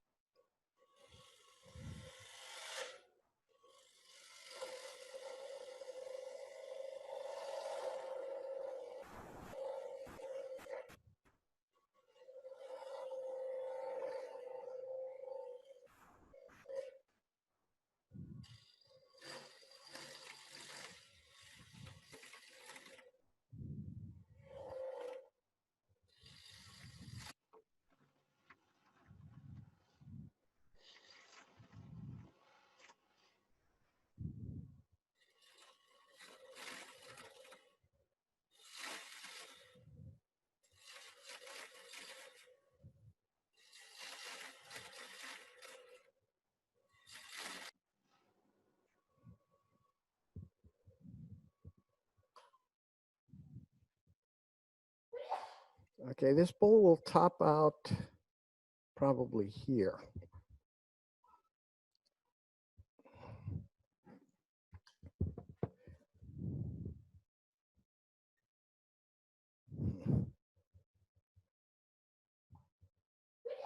Gesundheit.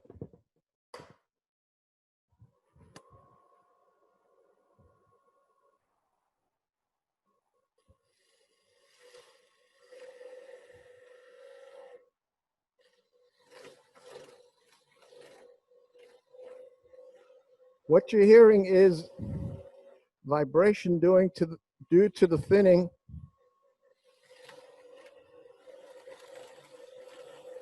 Even though we're going away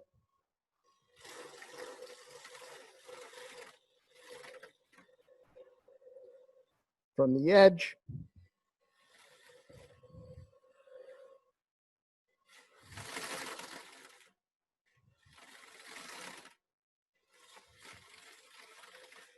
I should have grabbed a thicker piece and I left home.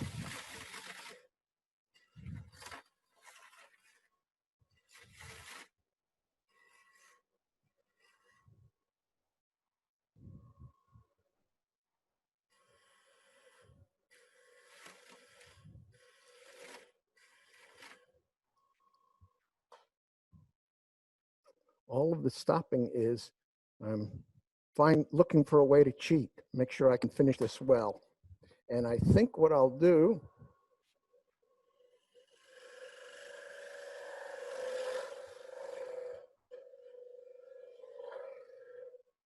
following the same rule I told you on the other bowl, I'm going to keep all of that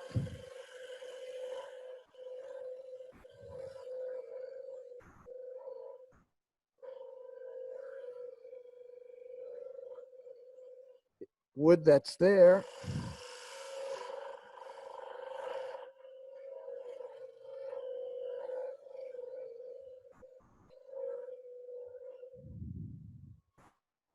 Okay.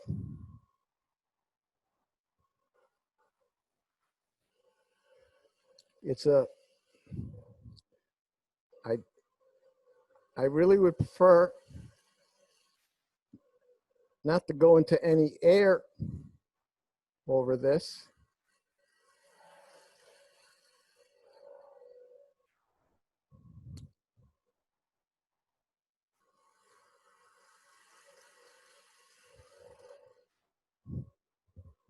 Okay. Okay, we've got a little bit of flattish bowl design. I have a big chunk here of wood that needs to be blended at the end. If you look at the end here, you can see that's a lot of wood. Okay, we're going to blend it and be done with this side. Then we're going to blend the bowl. It's a shallow bowl, and we should be good. Do the outside first.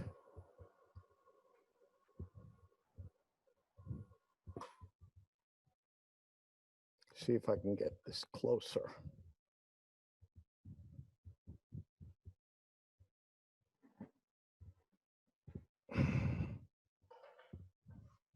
Nope. That's why you spin it first all the time. Don't want to discover that later. Okay, we need to flatten here or blend here.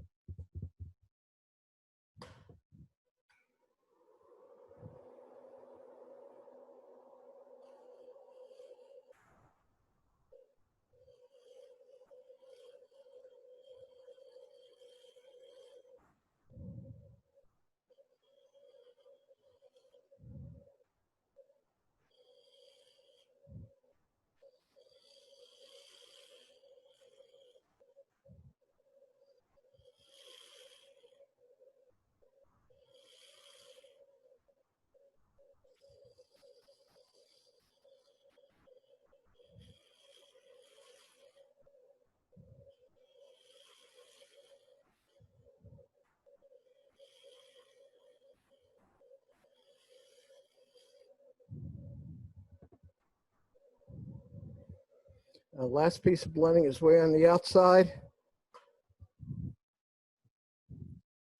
Kind of violates the rule of do the outside first, but there's so little to take off.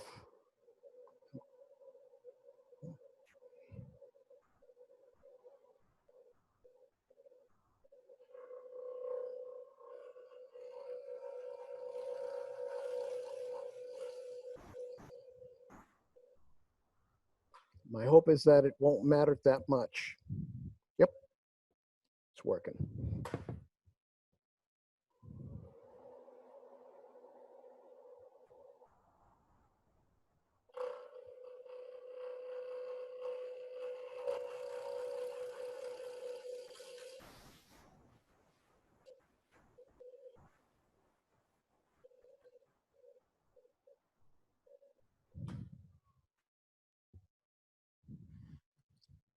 Okay, at this point, I would sand the outside. Got a little bump in here. Pencil.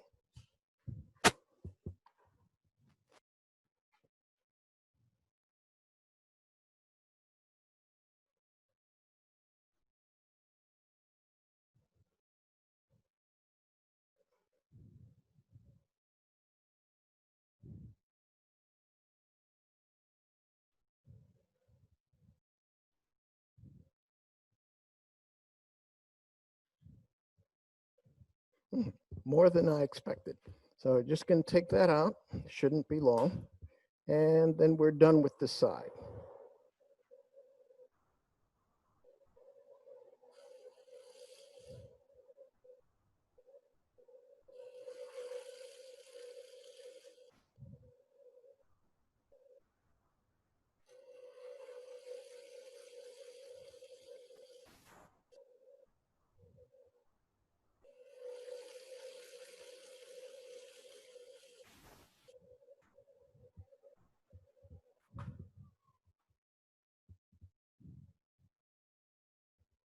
Wonderful. Okay. At this point, you'd start sanding with 80. It's a little rough, so you might want to just sand by hand, get this side done. How much time do I have left?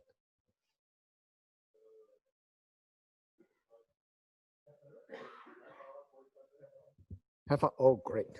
Okay, so I will just do just a little bit more of that in there. See if I can make it just a bit better.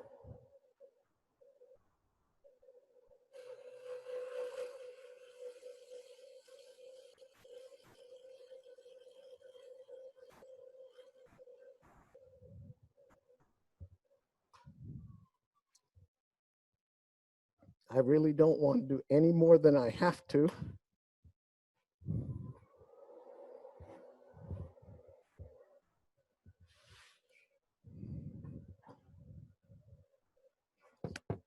One is not better than the other, except this one's brand new and sharp.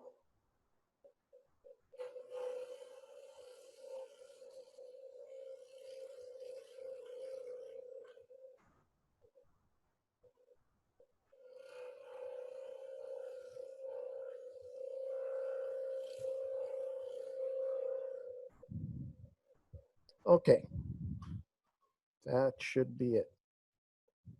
Yes, at this point, I would hand sand this side, but just to get finished today, all we need now is to reverse it. We'll form this side. Some things you should consider. If you wanted to, for example, carve, you don't need carving tools in particular. This is a great your shear scrapers are great carving tools. You can carve coves in here. Okay. If you happen to own, I think it's Dave Schweitzer. Yeah, Dave Schweitzer's beading tools. You know, that they're great. They'll do it. The thing you have to be sure is that you have no vibration here if you use the beading tools. Okay, where it comes off, it's going to leave a slightly flat facet on the bead, and you'll go nuts trying to get that out. Now, all I would want to know for the other side is where my bowl begins. And to do that,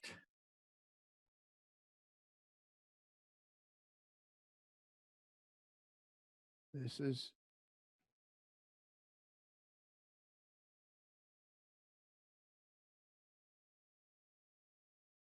so if I run it along the bottom where it touches, that's the edge of my bowl on the other side.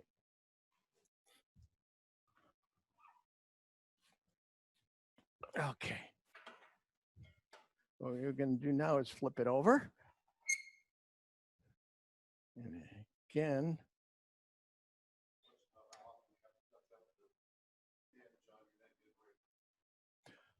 just about every time you use it. That's why in my shop I've got about 10 negative rake scrapers, and I just use them straight through a project. At the end, it takes all of about 3 minutes. All 10 of them are done. You know, 2 or 3 swipes on 180 grit, they're done. Oh, no way.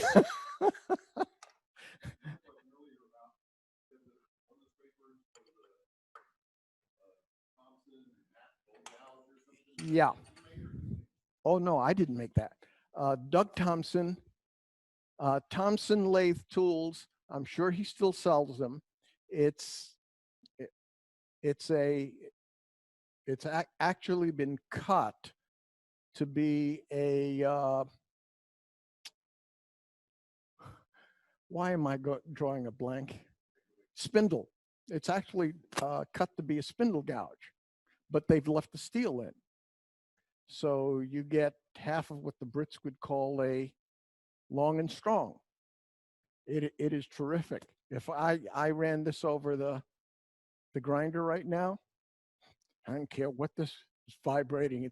This will not harmonize with it at all. You know. So yeah, it's wonderful tool. I happened to be at a national, and it's around the time Doug's wife died, and he and I were talking. It's amazing. The guy can,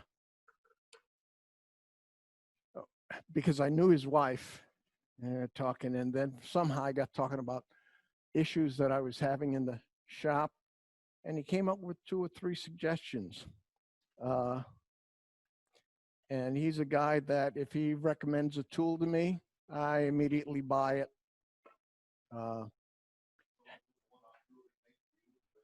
no, he does sell them.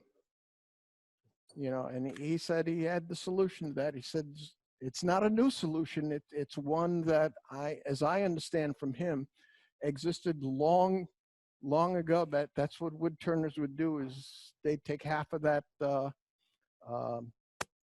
that gouge for, pardon me?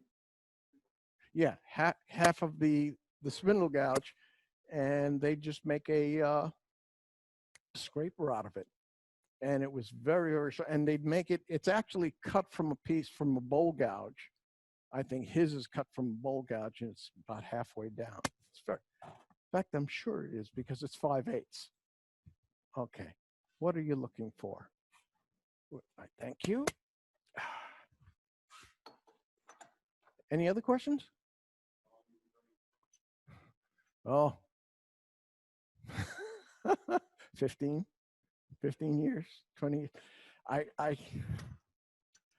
My lathe is about 15 years old, and it was about the 3rd or 4th year of turning that 3rd year or so that I decided I'd take a class to really learn this.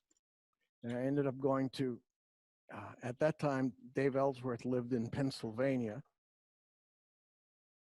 and that's where I took the class. And he was selling pool wood lathes, and I'd never run into a lathe that ran that smoothly. And I'd say even today it still does. It's computer controlled, and it's a one of those things that's meant to take a licking and keep on ticking kind of thing. It's an industrial lathe, so it's still good.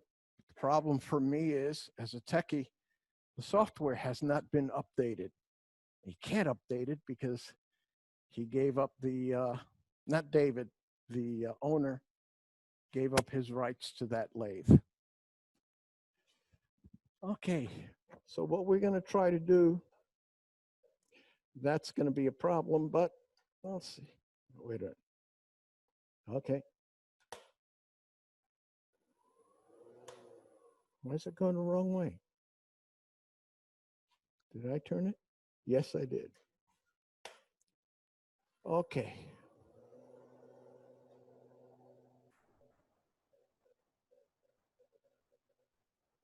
I know that cutting downhill is this way.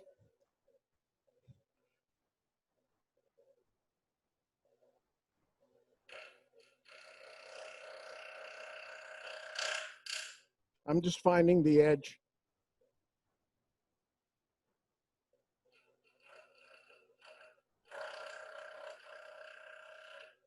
I'm trying to be very gentle. Because at the very most, at the edge, I think there's a little bit over a 1/4 inch.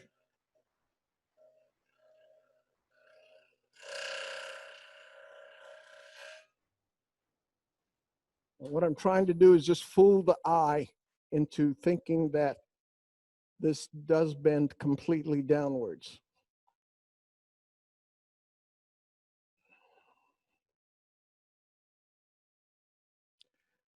Generally, when you see me do this, I'm trying to turn the tool rest into the direction that I want to make the curve. Okay.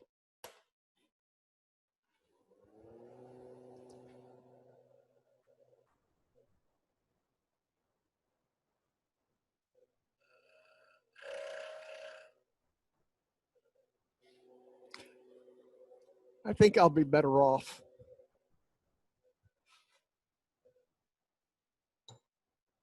Yeah. The difference is just the directions that they curve in. So this one I can use as a shear scraper.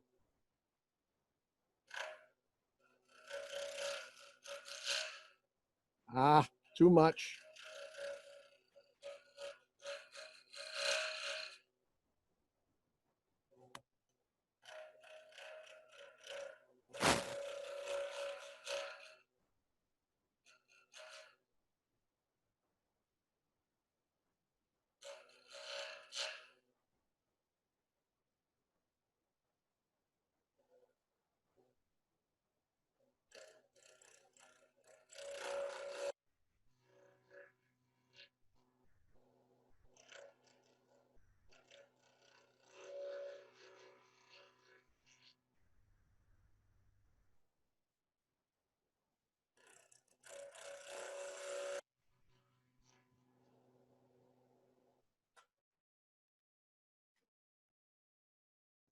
Okay, can you see?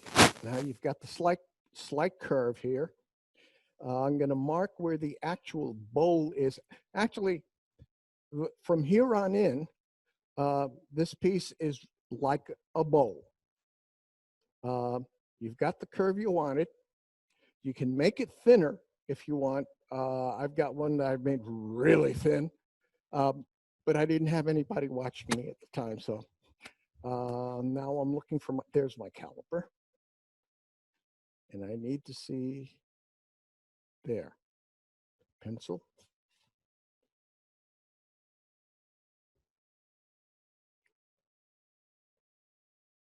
So that tells me where my bowl on the outside exits. You can do this gives you a lot of design options.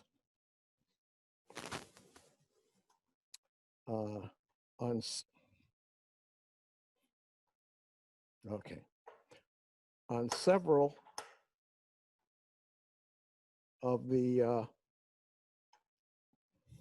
on the bowls that I've shown you, I had a pretty high lip, and the whole trick to that is fundamentally to just lower the level on the top side to wherever you want, create that lip using a beading tool, and then go about make your bowl. So first thing we want to know is where we're going to make the bowl. Oh, that's not level at all.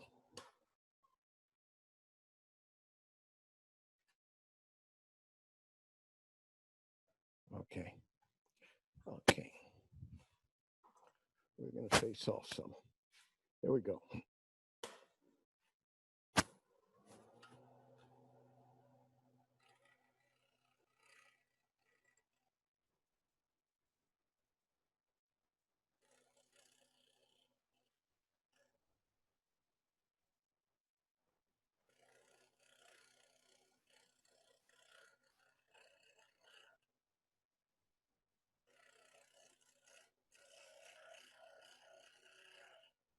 Okay.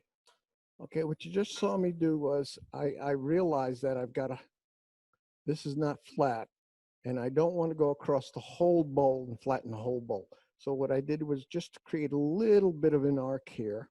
I'm going to use a shear scraper to do it some more. And then I'm just going to flatten this part, make the bowl.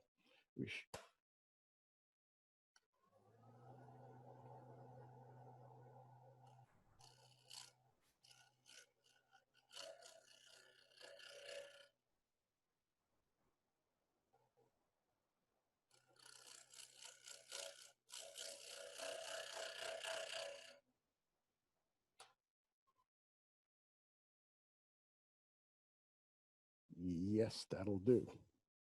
That will do. Okay.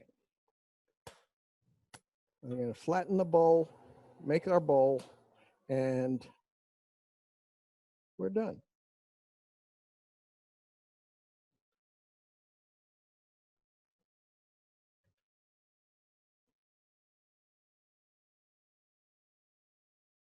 Excuse me, I just want to check to make sure that's tight because I'm hearing a noise I'm not familiar with.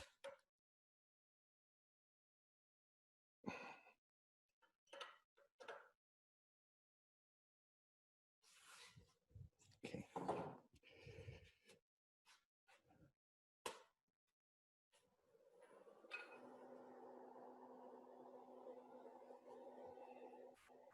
Okay. Oh, bad thoughts.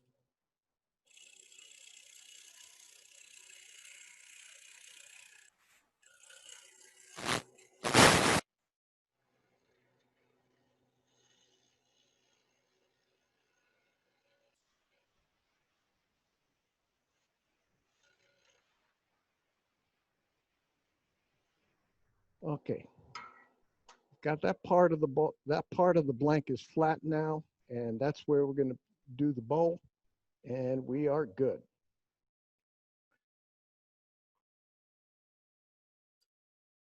And this is a shallow bowl, so it won't take long.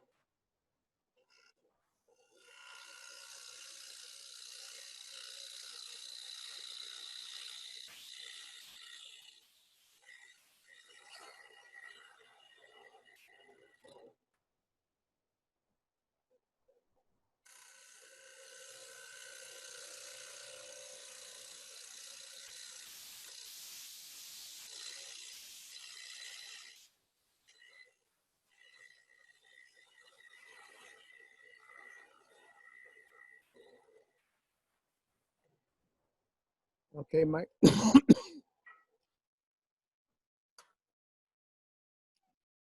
Okay, my initial hole is just about gone. I know the blank was initially 1 and rough. It's 6/4, so it's like 1 3/8. I'm about halfway through the wood. I have probably about 3/8 down there gone.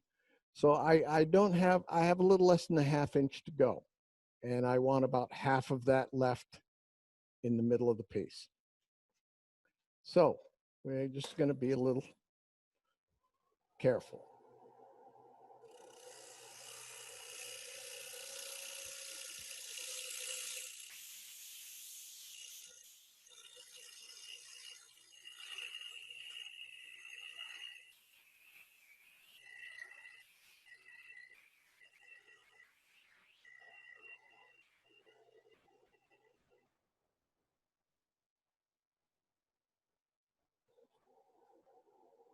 As you get out to the side, it gets not more difficult, but the vibration tends to have more of an impact. You should hear it as we begin the cut.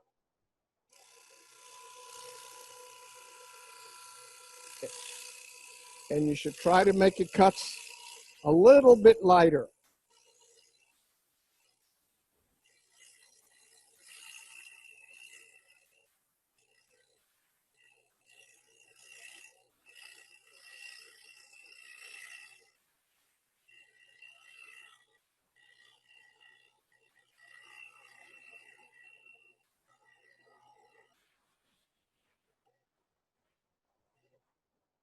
Now, because the sound did not change all the way through, I know that the thickness on the bottom here is good. And all I'm going to do is match this. First, I'm just gonna do a little shear scraping up here in this part of the rim. Yeah, I'll cut it because some of it is cut and some isn't. And if I shear scrape it, it won't look right.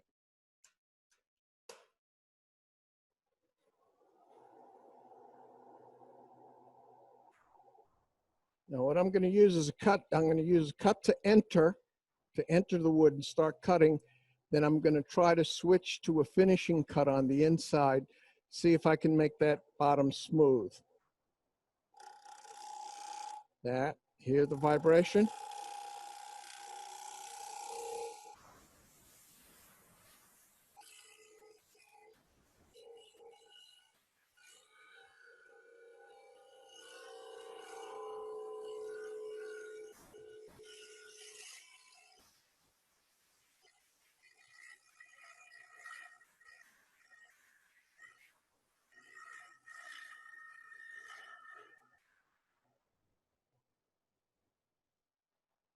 Okay, little finishing cut.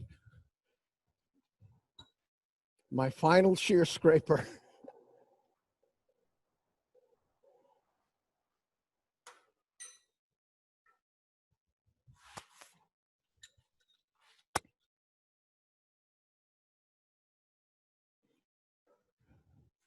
I'll hold the round one in my hand, but that one, no. I lose that tang, it'll slice my hand to bits. Okay, what we're going to do is just try to remove some of this. In the middle, actually it feels quite smooth. We're just going to take this out and call it done.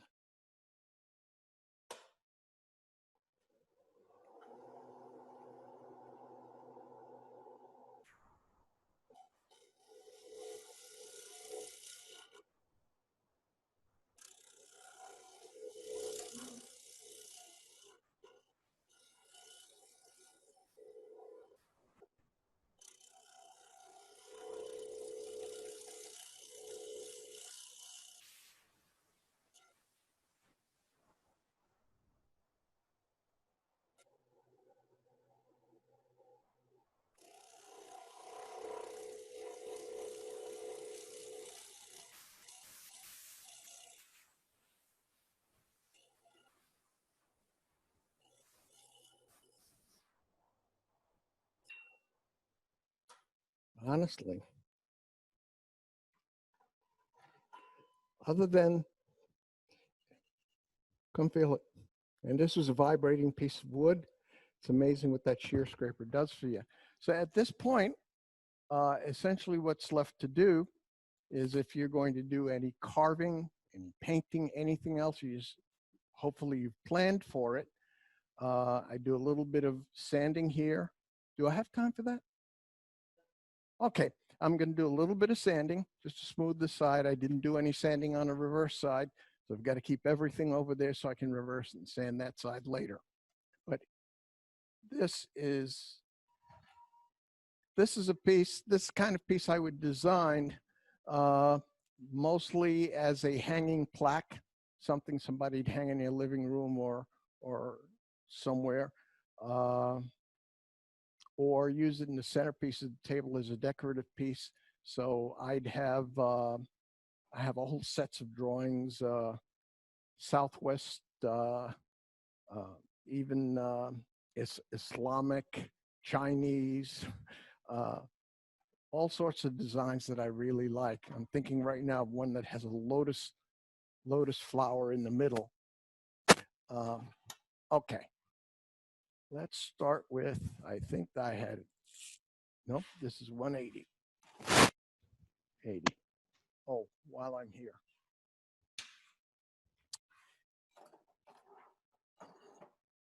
If your edges need work, I should have done this at the beginning. This is just a suggestion.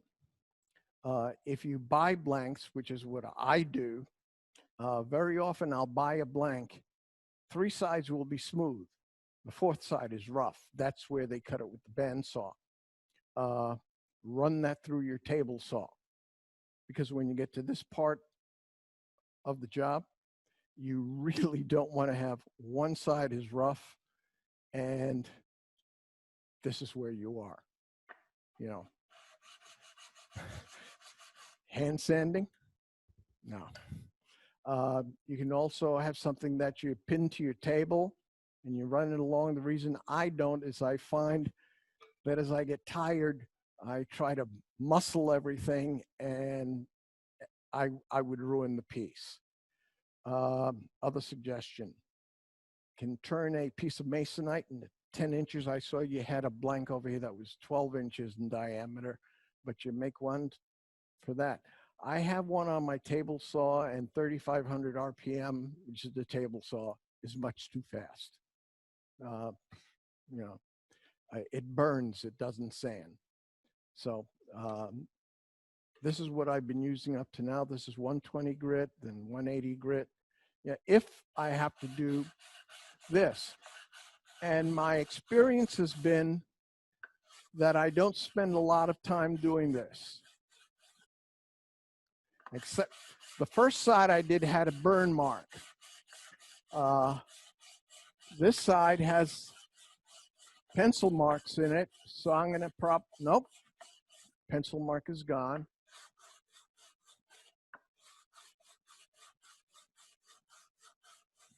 And this side. So, except for the burn mark here, which actually came from my table saw, this was the fourth side. And I'm gonna come here because you guys got a belt sander and it's a lot easier. Okay, let's sand that and sand the middle and get this done.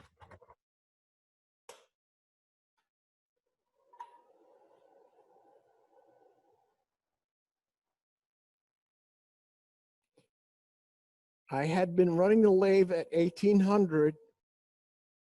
It's a very high speed, but the reason to run it that high is you don't want to give your gouge that much time to fall into the airspace and just chip out a piece of your wood. So you got to be careful.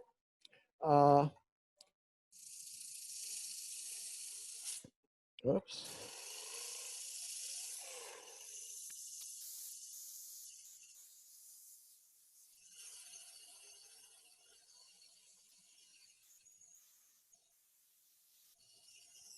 Right now I'm running at 850, which is more than fast enough for 80 grit.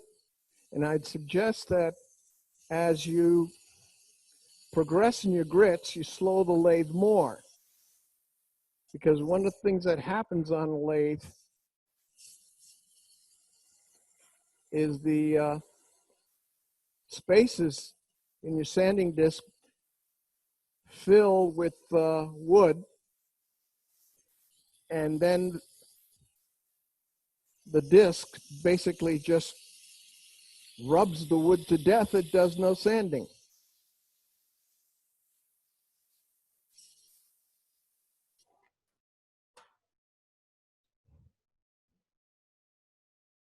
And basically, because the cuts were good, that's it. So I'm going to just do 80 and 120. I call it good.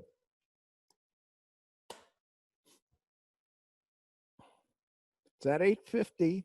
So at this point, I would turn it down to about 700. Okay, yeah. Thank you.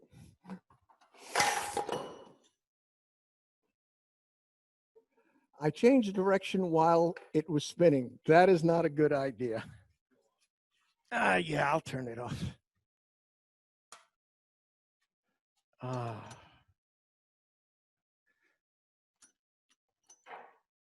And like the other one, no, yeah, got a little bit of a split there. I don't know that I really have to do much with this.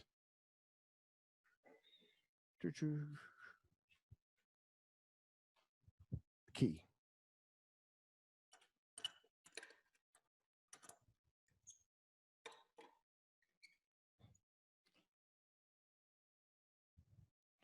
There's the nice thing about a recess. 9 times out of 10, it will fit perfectly.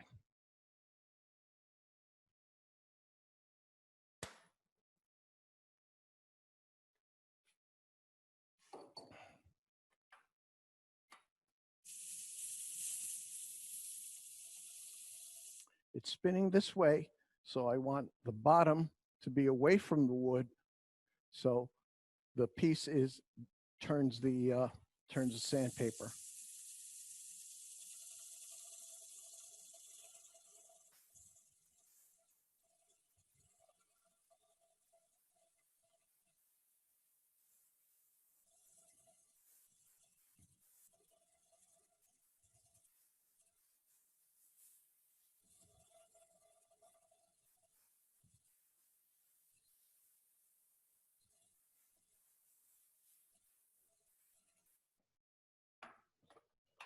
Okay. For today, that will be it for the sanding. Last piece I'd like to show you, where could you go from here once you got comfortable with turning this? So what we have here, I'd have to sand this part off, which I would by either placing it in the jumbo jar. Well, I wouldn't use that to sand it. I would put this on a vacuum chuck and then just sand the other side. Most of it I would sand by hand because it's easy, and I'd probably do some carving, which would make, to make it sanded as it is on this side, absolutely unnecessary. But there we are. So this is your square bowl with sharp corners, your square bowl with rounded corners. What else can you do? Well, those of you who attended the symposium, the very last presentation was by Clarke Demonstrator. I was pleasantly surprised that he was doing what he calls arched bowls, which are essentially what you've seen today, but just taken to another step. Here you take a thicker rectangular piece is what you start with, okay? You have the same thing, you can turn these arches. Rectangular pieces are more difficult to do this way, as opposed, not rectangular, square pieces are more difficult than rectangular pieces. You have more airtime, but you have more space to make a gentler curve. If you try to do one of the smaller versions or square versions, one of the problems you're going to find is as you're turning in here, if you're using this gouge, the Ellsworth gouge, the story at the beginning, you have to make that turn, and the gouge, which is at a 65 degree,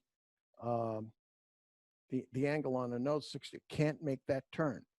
But if you use a bottom feeder, which the number sounds the same, but it's this way, it's really straight up.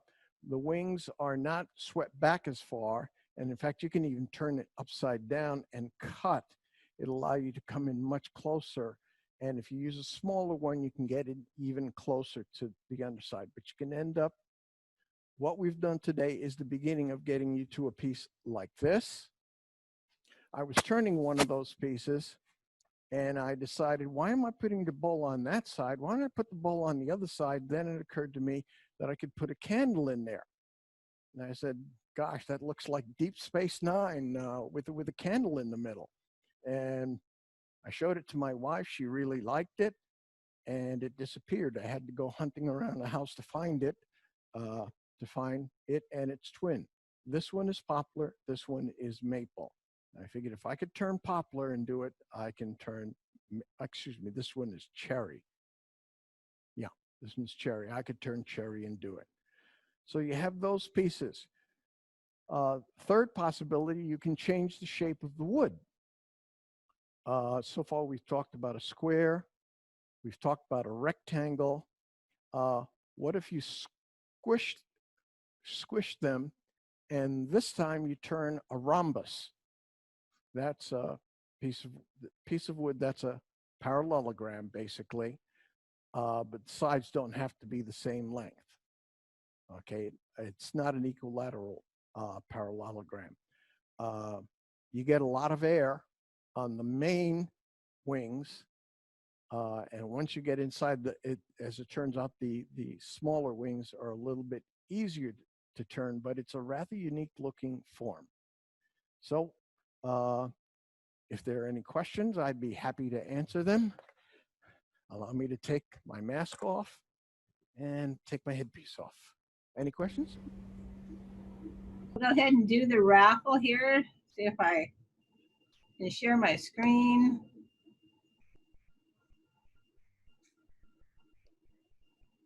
Okay, let's see what we got here.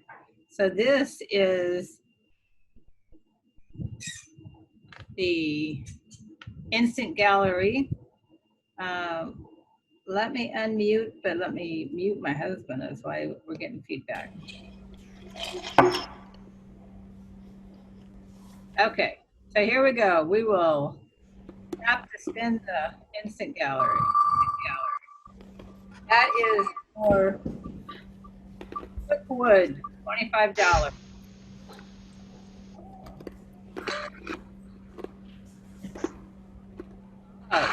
Oh, he made those good mugs. So John, you got a $25 gift from Cook Woods.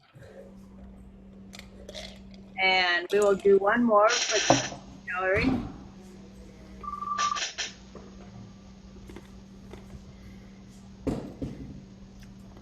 Oh, Jim, you can't win again, can you? Is this fixed? Yahoo! Fixed. Actually, I think he made the comment that the last gift one, he doubled it and spent more than he ever, it was what he got. So, good for the business. Okay, so we have to find July 18th, March 18th. Here's all the people, and this is for $20 AZ carbide.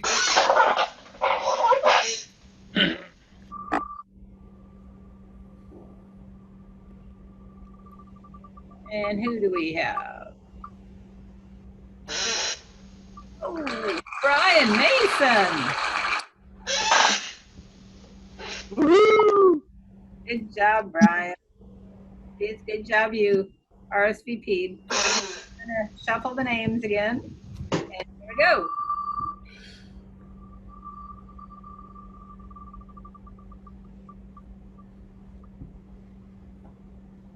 Oh, they're gonna hit George. Okay, George, you got a $20 AZ carbide also. Great. Yeah. Thank you. Appreciate that. No. And we are back to Jerry. Did everybody do a round of applause for Matt? That was awesome. Handouts were sent out, and they're also in the on the website under resources. And all of our past videos on Zoom are also under members only in the website. So you guys have a great day.